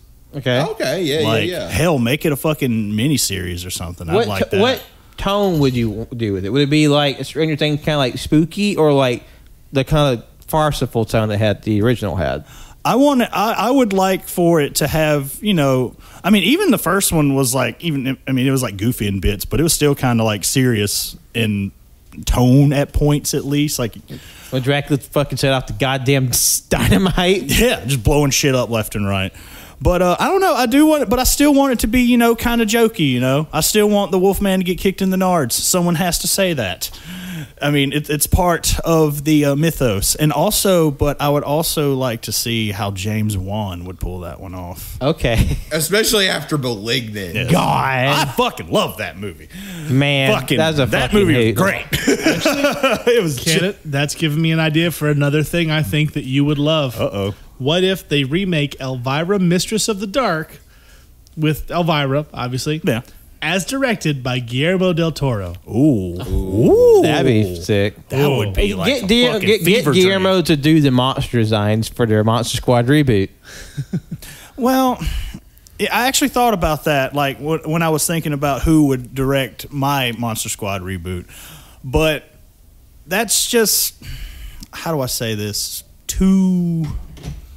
It's too on the nose, I think. I wouldn't necessarily say that. I think it's just his style just clashes with the tone I think you want to go for. Yeah, with like I still want the characters to look as close to them as possible. Well, you still want to be like more of the classic Universal monster, like especially if you're going for more of like a Devil's Backbone or Pan's Labyrinth.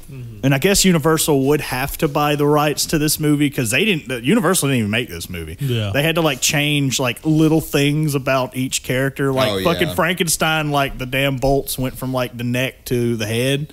And apparently that one little change was enough for them to get away with having Frankenstein in the movie. Well, it's because Frankenstein as a character is public domain, but the bolts in the neck is specific to the Boris Karloff version. So, but you just have a naked man covered in scars. That's Frankenstein, like in the book.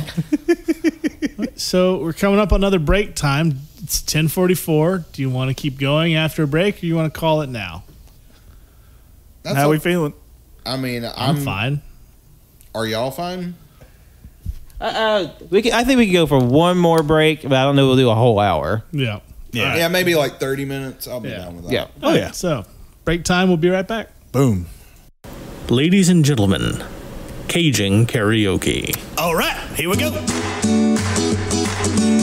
We can do this.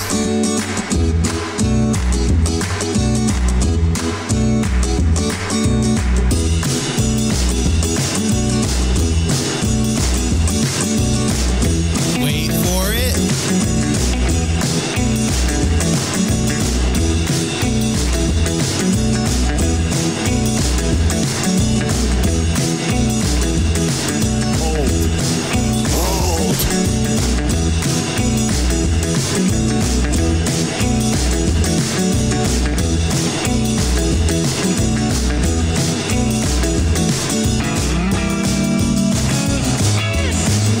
I got this.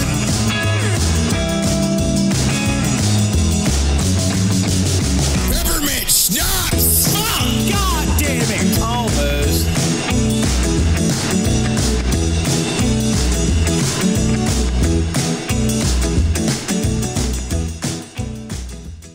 That's like an obvious statement too. Yeah. No, the internet was a mistake. Just look at 100 Tanner's Twitter history. God. Oh, God damn it. God. Welcome Is back. that a gay stormtrooper? Yeah, that's Yeah. a Rainbow Stormtrooper. I got that for Liz for Christmas. That is sick as shit. It's pretty cool. I like that. Yeah. Welcome back. I mean, I don't know if the Stormtrooper under the helmet is himself homosexual, but it is rainbow colored for pride. You know what? This Oh, yeah. this stormtrooper is an ally. God. we still need to make the ally flag that is just the pride flag, but it's a dude in cargo shorts giving a thumbs Yes, that's up. mine. I want that so bad. I'd Like, put that on the back of my car. Or our other idea, we just repurpose Big Al and he's Big Ally. Oh yeah. But then we'd be associated with Alabama football. But And they would sue us to shit. which is so hard. which is why we reclaim Big Al. This is probably a bad. We changed it to stuff. Instead of an elephant, he's a tapir. Or a woolly mammoth. I still didn't feel know. like we'd I get didn't sued know. to shit. I didn't know Big Al was a hate symbol. He's not. Apparently, it depends on which other football team you ask. well, Hey, look, this is Year to Tiger, man. So all those Auburn fans are going to be even more insufferable. I might have to draw the Ally flag tomorrow. I've been itching to draw something. Yeah, new T-shirt out of KG. Fuck it, we'll do it. We'll put it on there. Like, tpublic.com/user/Cajun Greatness. God, it's like if you're not queer and you want to support your queer friends, get this flag of just a cis dude saying you queers are all right. Well, look, we've already got 2 new designs on there, okay? There's a MODOK design that I uploaded for a shirt that I got for Postman Frank for Christmas. And I also got a hoodie for myself. And there's also the Fatties Fart 2 reference shirt, which I got for you. It got me made for me. It's like I put it on our website on the off chance someone would bite for this bit. Man, that's I mean, I had to upload it to the store just so I could get the shirt made. Oh, true. And I just prayed for about 2 months, like, please, God, don't let him look at our store. I don't think he has any reason to. But just please don't. I mean, yeah. The fucking WB Sentinels from the Matrix are just like they got their fucking parabolas out, just like. Oh, I made sure to shade and make. There's no words. There's nothing they can find on that would trigger another DMCA takedown. you check the store now. It's like, oh God, they're after us again. But the door blows open again, but it's just the fucking robots. Yeah. So, With they look like T-1000, but they have the WB symbol on their forehead with the fucking sticks, afraid to just beat the piss out of us. And then like the agents that follow behind them, because these are just the beat cops. The agents that follow behind them are the Animaniacs. So What you doing, pal? What are you doing there, pal? If you want some MODOK merchandise or a Fatties Fart 2 shirt, you can go to tpublic.com/user/Cajun Greatness. Because our Venn diagram and the eclipse part for MODOK fans and Fatties Part 2 fans, we're here for you. We are your safe harbor in the storm of just no merch. Speaking of storm, looks like the line's coming through pretty shortly. That's what we're looking like. Yep. We've managed to dodge all the pop-up storms so far. But that's what's coming. The line is what's coming. Yeah, we're gonna live cast the storm. Man, we just put on fucking James Spann and his Golden Pipes, and we just watch. Yeah, I actually made a James Spann remix song last year. You did. I want to say I remember you doing that. Yeah, it's on the YouTube. Oh yeah. James Spann is a state treasure. He's the best. And if you don't live in Alabama, that makes no sense. No, he is a weatherman. That's like we have 2 memes. It's James Spann when he doesn't have his jacket on and you just see suspenders. That means shit's hitting the fan. Right. Like That means tornadoes are coming. The more casual his wardrobe, the more severe the storm is. Like the more he looks like a 1920s Wall Street executive after a long day, the worst time we're about to have with that. It's like the jacket comes off. Oh no! If he rolls up the sleeves, we're gonna die. Yep. God help us if we ever see him in just like the slacks that he wears and a fucking tank top that he wears under, like his undershirt. If it's just the undershirt, if he's butt ass naked, it's the end of the world. What if we just see James Spann dong? You see his dog, and it's Armageddon. Like literally. Like that means a meteor's coming to wipe us all out like we're the goddamn dinosaurs. It's raining asteroids and Bruce Willis has failed. We're fucked. If we ever see James Spann on news just saying, "Look at my dick," we're all fucked. Like, Look at my dick. Just tell everyone you know you love them. Have a drink, something. We're just fucked. Let my just massive swinging cod distract you from the fucking giant space debris. you're Why is hurling. James Spann's hog bigger than James? It's 3 feet Or fully him, or torqued, and whatever. he's using it to point at where the asteroids are hitting in the state. God. And then just out of the shadows as the asteroids are raining down and James Spann's using his cock to stop Armageddon. You just see in the distance another long schlong. And who should it be but none other than the myth, the man, the legend himself, Alexander Shannara. And he's here to help the survivors sue the government for not stopping the asteroid. And he starts throwing fucking billboards like Key Blast from Dragon Ball Z. He's like Magneto, like he just raises them up and he just like use them as like a sky barrier to stop the meteors. Builds a dome of Alexander Shannara billboards to protect us. And then for some reason, the camera cuts away to former state treasurer Young Boozer. And the only reason I remember him because his fucking name is literally Young Boozer. And his campaign commercials were like, "Hi, I'm Young Boozer. Yes, that is my name." But he's about to get hit by a meteor, and then it gets stopped, and he's like, "Oh!" You know what? I like our version of "Don't Look Up" better than the next one. Oh my god! I read the synopsis of that movie, and fucking Pat will agree with me. I know we're going to hate it, but I want to hate watch. I kind of want I don't want to go in there with preconceived notions, but I kind of already know how I'm going to feel. And like people are just sort of like lumping praise in this movie, and it feels, one, mean-spirited, and two, it's putting the blame on the wrong person. Because the whole thing is a thinly veiled critique of like how climate change was handled. But it blames everyday people and your love of cell phones and celebrities for the reason why global warming has to be fixed, and not the fucking power structures that want corporations the pollution in the first place, and two, how that pollution is being managed. Yeah, and how it's just a self-perpetuating system that unless we intervene is just going to continue to perpetuate until literally we burn the fucking planet. But no, ash. It's Joe Blow and Sally Soap. That's the reason why we're fucking burning up. It's 80 degrees in December, not the goddamn corporation, the politicians. But most liberals in California, especially like Hollywood elites, are classist as fuck. What? Whoa. Are you telling me that George Clooney doesn't understand the plight of the working man? Well, I mean, one, George Clooney seems like he's an all right fella. And also, too, I imagine he doesn't because, I mean, he makes, like, butt fuck money. But, like that, and that's the thing about a lot of them, too. It's, yes, they're Hollywood elite and they're classist because most of them, that's all they've known. But they seem like they're trying. A lot of them seem like they're yeah, and I do appreciate the effort. It's just...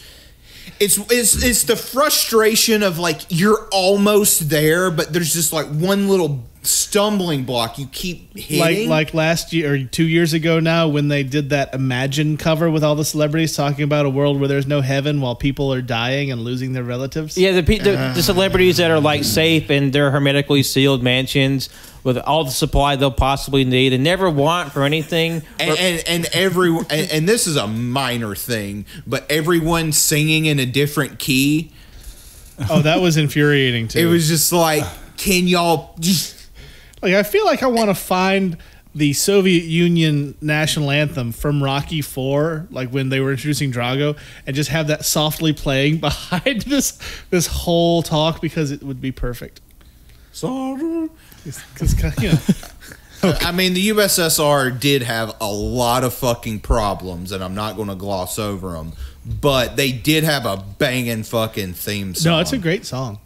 Like I said, I'm sorry, I didn't mean to. I said it during the Rocky thing. If you can find me that flag with Dolph Lundgren's Ivan Drago on it, like as a print, I'm hanging it up on my mantle. I have fucking tried. I have too. So goddamn hard. No, can't find it There's anywhere. nothing. I mean, there's stuff with that shot, that particular shot with like shit on it, but not just that flag anywhere. I know. Nowhere. I know. It's the worst. Which seems insane to me, considering the popularity of that film. It's crazy. It was pissing me off. How Also, there's going to be a third Creed movie this year. Really? Okay, cool. Also, Star Spangled Banner, whack. So we were just talking about this. Liz just shared it. It's that Matt Mitchell from was it the Southern Thing? Yeah, y'all, I love that guy. He's hilarious. It's his tweet. January 1st, tornadoes. January 2nd, snow. January 3rd, pollen-nado. January 4th, Shannara quakes. Like an earthquake, but only billboard shake. and January 5th, Godzilla, but with a mullet, and he emerges from Smith Lake. God, that is only funny to us.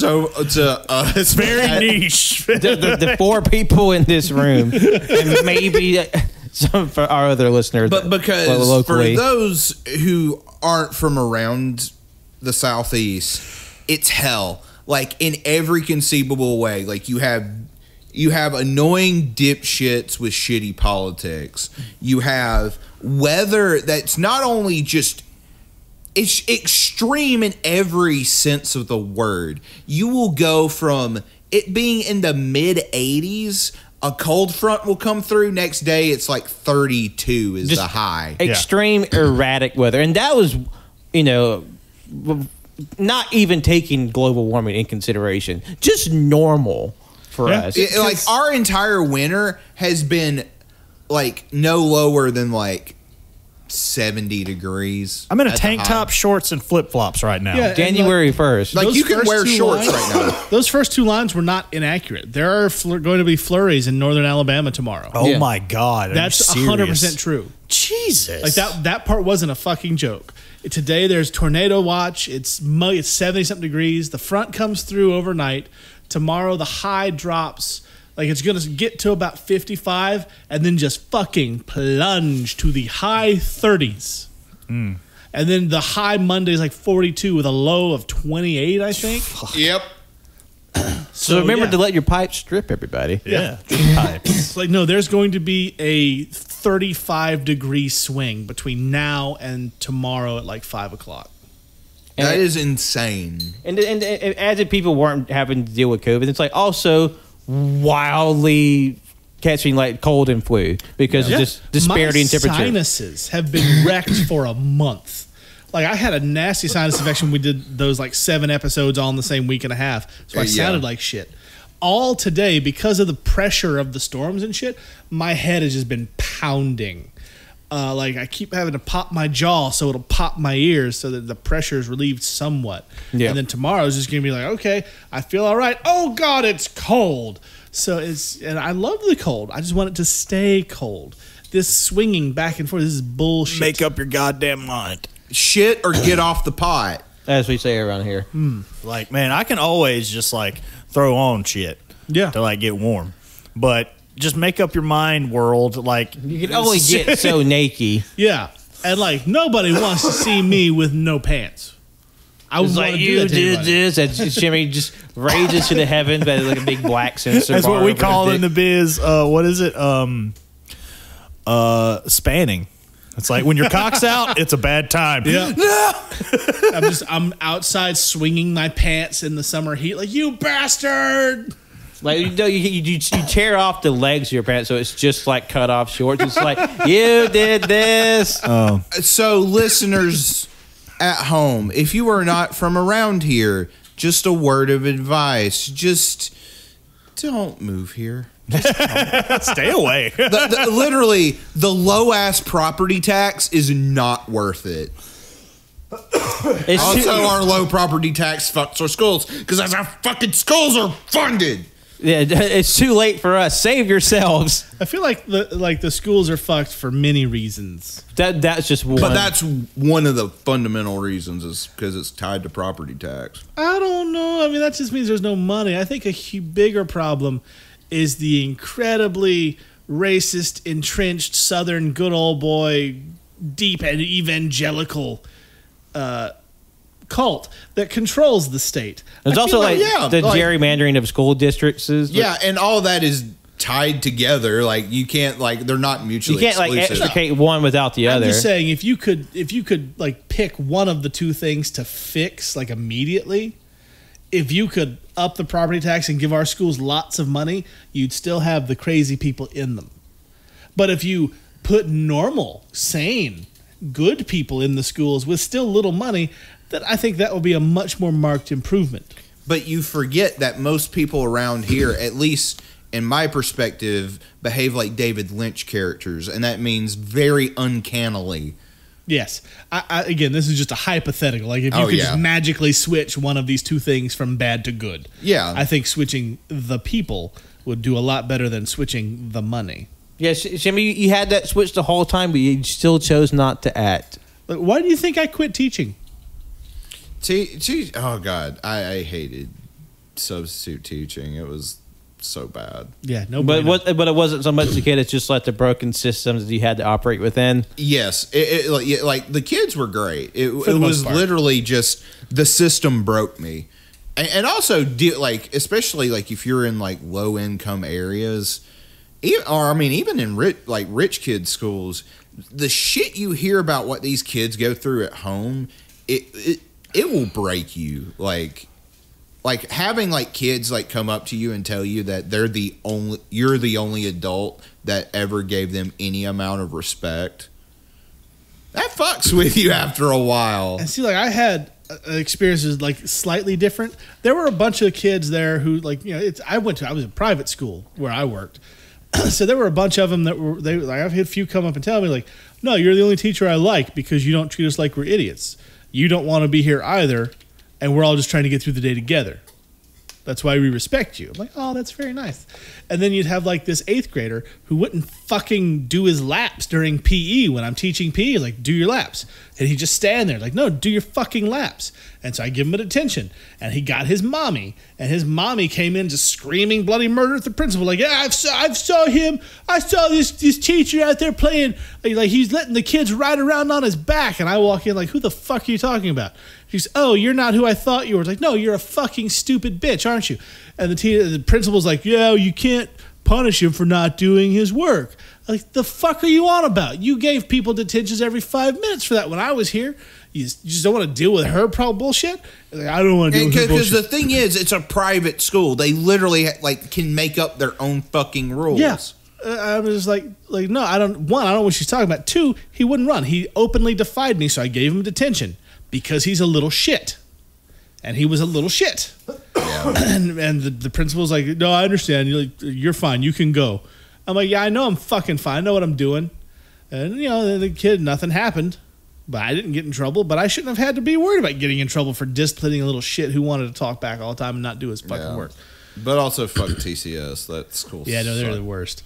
So there were a couple kids that were shitheads, but for the most part, the problem was the other teachers in the administrations, most of whom I've had to block on social media because, oh my fucking God, they've lost their minds. And since I am really bad at segues, we are just going to like tonal whiplash, go into something else. TCS could suck my nards. they can suck my fucking them Bernards. They can kiss the fattest, hairiest part of my ass. But yeah, this is kind of bringing me down, man. Just like reliving all this shit that they'd rather forget. So y'all talked about it. Or are y'all saying that Don't Look Up might be your first film of 2022? I don't know if I want to be my first film. Me either. I was kind of impressed that Colt slammed out 3 movies today, first day of 2022. Wow, he's just. It's impressive. Going. What is it? He watched. I think he hit 200. I know I hit like 134. Like Cole always watches like way more movies than any of us. Yeah, and like I almost caught up to you with like 120 something. I have no idea how many I watched. I think it was like below 50.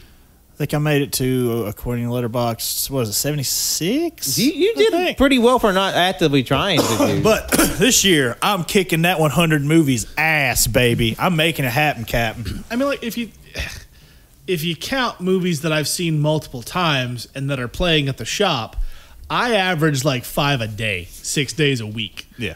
But that doesn't count.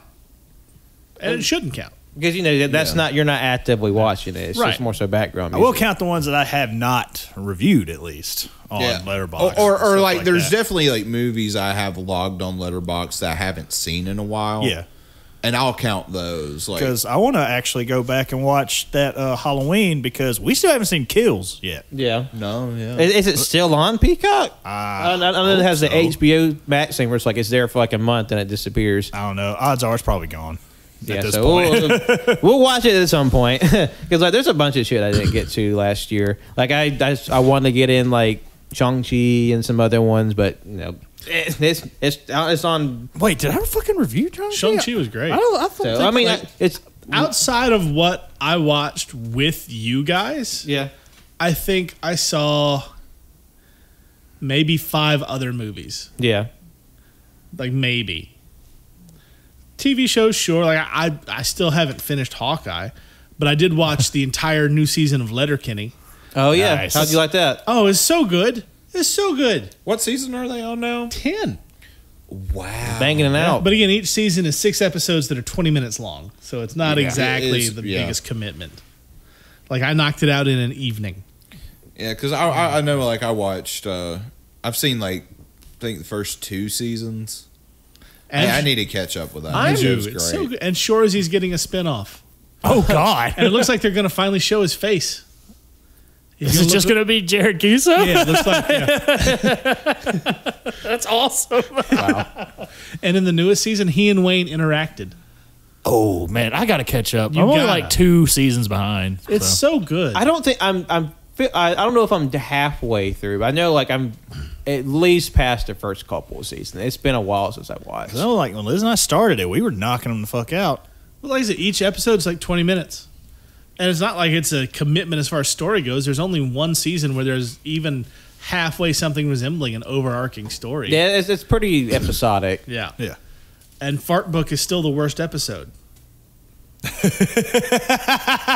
It's not a good episode. Okay, so I may have disassociated and came back to in my mind came back to the conversation when you said the Fart Book is definitely the worst episode. It is, yeah.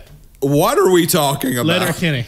Letterkenny's episode, or basically Okay. where the gang makes a Facebook, but it's just for their farts. I think it's like episode 3 of the first season. Oh, I do remember this. Hey, That's- that's a funny fucking bit. Though. It's still widely considered to be the worst episode of the series. No, I've heard that too. Which is fair, because even on my rewatches, I usually skip it. I have to there- disagree. I though. don't remember. There's a worse one in my opinion. Which I don't one? remember that one. There's one I was like, this ain't. I can't remember exactly. There's like some episode where Wayne and I forget who plays the girl, Which girl? the main girl. Katie? Yeah. Okay. Well, those two, they're like auditioning people for something, Oh, yeah, that was the Shark Tank episode. but like I don't That know. was funny. But there's one episode where it's literally it's the exact same joke, like over and over and over the whole episode. I mean, Letterkenny's already kind of bad about like running the joke into the ground, but there was one episode where it's like it was literally just the same sequence, just over and over and over again. That sounds like the Shark Tank episode, yeah. And I was like, I don't know about this one, Chief. There's also one with like Bonnie McMurray in the Halloween episode where she came out of the kitchen of the bar like in Yeah. a different outfit every time. Yeah. That was Bonnie McMurray. hilarious. I'm not saying it wasn't bad, but in my opinion, an episode that is worse than Fart Book Yeah. is the one, I don't know what it's called or what they did, but I just remember, again, a bit that they ran into the ground. They just kept doing it. It's like, milky nut. Just like that. Oh, yeah. That is the fucking word. I don't care what they did in the rest of the episode. That bit that they kept with just ruined the whole thing for me. Yeah, I didn't like that episode too Hot much. and steamy nut. I don't know what. I hate it. It was the fucking worst. Yeah. Yeah. That was where they were all comparing the porn they watch. Yes, they're. Yeah. Yeah, god damn it. Yeah, no, that wasn't fun. And then that one character, like the barkeep, the Gail? bartender, Gail, just always like Gail gets a lot easier to deal with in the second half of the series. Oh man, Like they it's tone just- her down. They tone her down, really? Yeah. Well, I know there's been some criticism that some of the characters are like very one note. So like how like Katie was just like she's just like the town bicycle or acts like it, and so like when they kind of like give her something more substantive to be than just that. Oh yeah, no, yeah. It got a lot better about that in like the second half. Speaking of the hockey player bit, fucking hate it. Which The one where they go down the line of every hockey player. Oh, yeah. Then they say the name with and they do it. Boomtown? I was just Yeah. like, man, this. that one they stopped that one several seasons ago too. Man, it seemed like it lasted the entire Like run. they came God back damn. for a couple cameos, but it was fun. There was one episode, I swear to God, they did it like 5 fucking times in a Yeah, row. probably. Boomtown. I was like, oh, fuck. But other than that, it's a great show. I love Letterkenny. The humor might be a little repetitive for some viewers, but there's a solid show behind it. Yeah, it's real good. No, you definitely need to catch up. Yeah, I'm looking forward to it. I think he told me there's like an episode that's like kind of, or at least there's a bit in it that's like wrestling related. Oh yeah, no, there's several wrestling bits. That'd be a funny bit because I feel they're all like kind of beefy, chunky dudes. It'd be funny to see them just like run around and be wrestlers. Well, they talk about wrestlers. Like there's a whole bit where they do, like they're saying things back and forth, but using wrestler names instead of regular words. Oh, okay. Yeah, it's fun. Nice. Yeah. Yeah, it's a good show. You Yeah. should catch up. Yep. I think this has been a good show too. I think Great it show. has. Great Fantastic show. Great show. Whenever it comes out. Good job. October everybody. of 2023. Congratulations.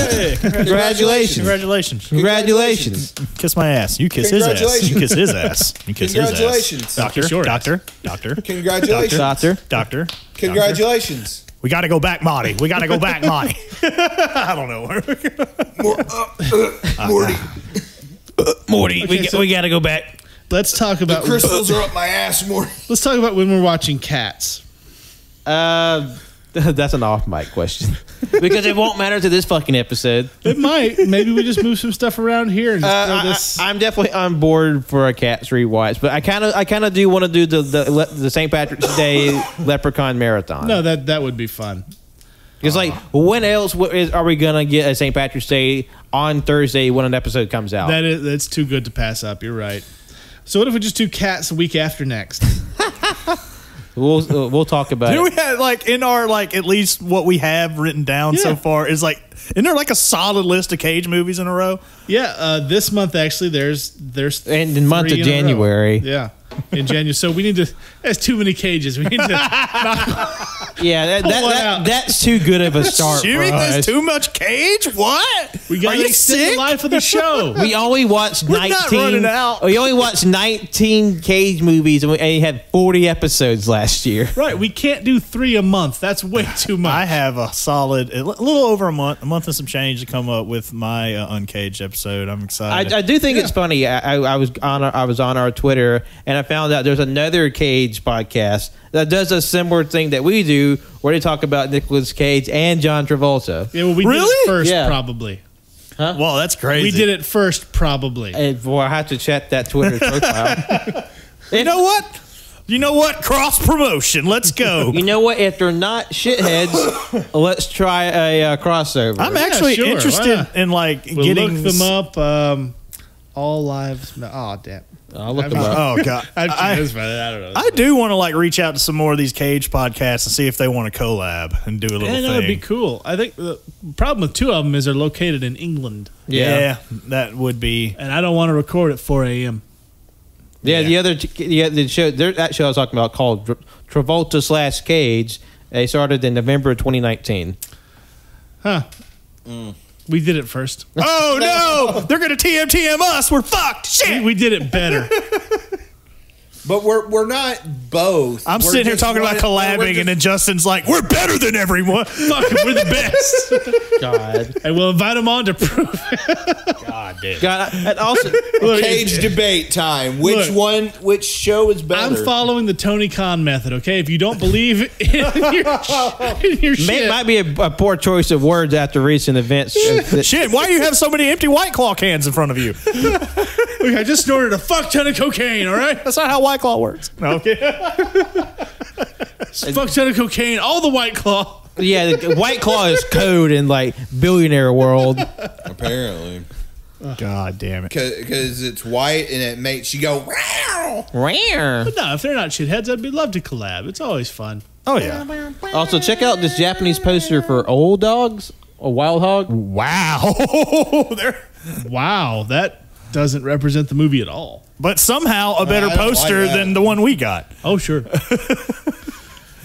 Man. I guess we're pretty tapped out, huh? Yeah, we yeah. did a good 2.5 hours. Oh yeah, no, like we're at like 2:20 ish. So yeah, I think it's a good point to wrap up. Because just in case a real storm goes through, we shouldn't be recording yeah, because we no. might lose a lot of our No, it's content. And coming lives. through shortly, yeah. No, like the Oh, storm's yeah, headed lives this too. way. Yeah, we not a lot longer till it gets here. But anyway, yeah, John, where can the people find you? Presumably, if this is still accurate in October, whenever this bullshit airs. I mean, I wouldn't see why it wouldn't be. But my name's John, and I was in a terrible car accident where my balls and dick got reversed. So my balls are on top and my dick's on my.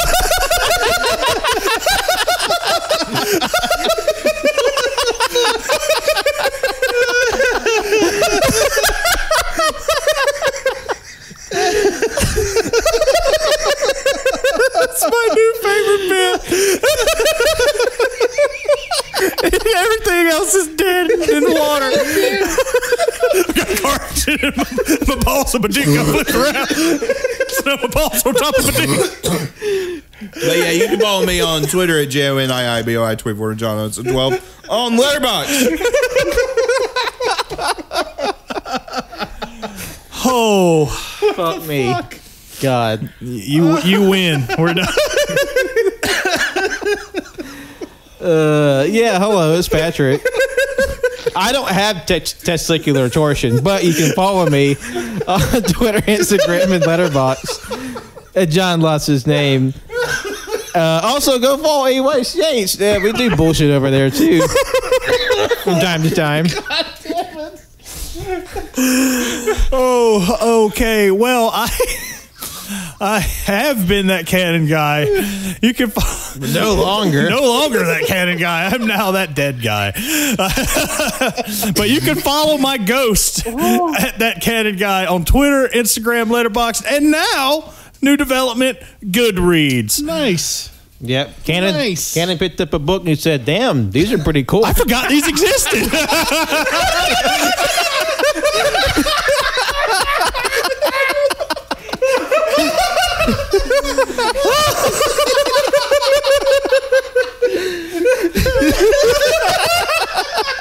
I don't even know how to read. Hi, my name's Cannon. I'm 30. I never fucking learned how to read. Oh, God. Oh God. Christ. Where was this at the beginning of the show? Well, because the thing is, I was going to do the balls on top bit with our introductions, but we didn't really do the introductions. I kind of forgot about it. And then as we were ending, I'm like, oh, I'm going to drop this shit. Cannon picked up And the fact that we're so tired really helps too. picked up a book. Yeah, these are cool. I've read before, Pat. What the fuck? I didn't mean to bury you last night. But it was like too good. That was great. That was fucking great. That was so good. All right, Shimmy, where can they find you? My head hurts. God. Oh God. You can find me at Captain Shimmy's Almost Art and Captain Shimmy's Kind of Music. You can find me at the comic strip here in town. If you do come to the comic strip, I do ask a very small favor. Don't be like the guy who came in today. He opened the door, like mid-20s college dude, definitely high, walked in, looked at me and said, "Hey, bro, can I get some free comic samples?" What? And I looked at him and I said, "No." And he said, "All right, cool." And then just left. Well, like you have a fucking Superman with a fucking toothpick in the middle But of you it. should have told him about Free Comic Book Day coming up this year. I considered it, but I didn't want him there. It's like I know we have like hundreds of refuse books left over from many free comic book days, Actually, we don't have any. We always give away the leftovers. but also piss off. Also, Otto has a Twitter now. Oh, shit. Otto has a Twitter. Yeah, go follow Otto, the movie critic octopus, at AutoPodFilm, where he is just going to talk shit, and none of his tweets are endorsed by the Cajun Greatness or AYCH. Right. But what about that one? Oh, fuck. Whoa! Who are you? That's Super Otto. We don't talk about it now. But he's right there. Though. Oh, fuck. Turn it off. Turn it off. No, he's staring at you. Oh, don't stare at him. It's like the Weeping Angels of Doctor Who. Oh, God. Oh, Jesus. Oh, Jesus ow. Christ. I know everything just fucking redlined on the I'm going to actually have to edit that part. and I'm reduce sorry. The volume. I am so Damn it, you sorry. made Shimmy edit. I was just in the moment and I got scared. See, apparently there's 2 of them now. Yeah, I think Otto either had a child or that's just their dark side. Man, you know what? We haven't figured out all the Otto lore yet. So What if Hey, no, this is season 2. No. Bride of Otto. you guys, Otto is a Sith because they come in 2s. Otto is the master, and that one is the apprentice. Gustav is the apprentice. I think Disney's going to sue us now for doing that. Probably. You sounded too spot on. It sounds like a fucking trumpet through like an old like fucking Edison like stylophone or whatever the fuck it was Victrola. called. Do you know what I've got? I sold it already, but I had a giant Darth Vader head Pez dispenser, like one of the big ones, like 2 feet tall. And when you opened it up, it played music, but it played the fucking main theme song from Star Wars, but not the instead of- Imperial March. Yeah, That's missed isn't that potential. upsetting? Yeah, it's a little upsetting. That's not good. Ugh. I mean, it's like a Luke Skywalker giant Pez dispenser. You open it up, and it's like, Like a Han Solo, and it plays the Benny Hill theme song. It just makes no sense. it's like a Skrillex version.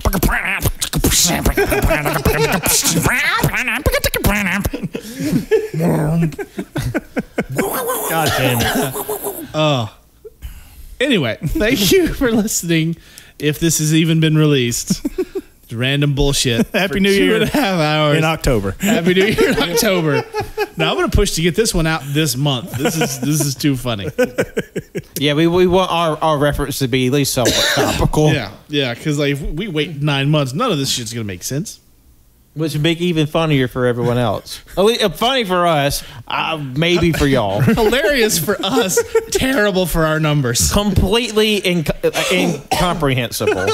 Just like a 2.5 hour non sequitur. Oh yeah, thank you for listening to this stupid bullshit. Check out our merch store at tpublic.com/user/CajunGreatness.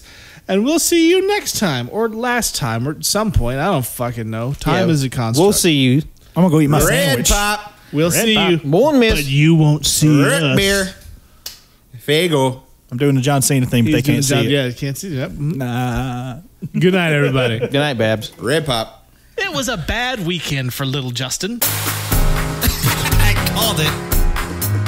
Pew pew, straight sheep. I don't remember where I was. Pew pew, straight sheep. I just remember crying. Pew pew, straight sheep. I called it. Pew pew, straight sheep. Uncaged fans are a straight sheep. Pew pew, straight sheep. I called it. Pew pew, straight sheep. I just remember crying. Pew pew, straight sheep. I called it. Straight sheep with cannon.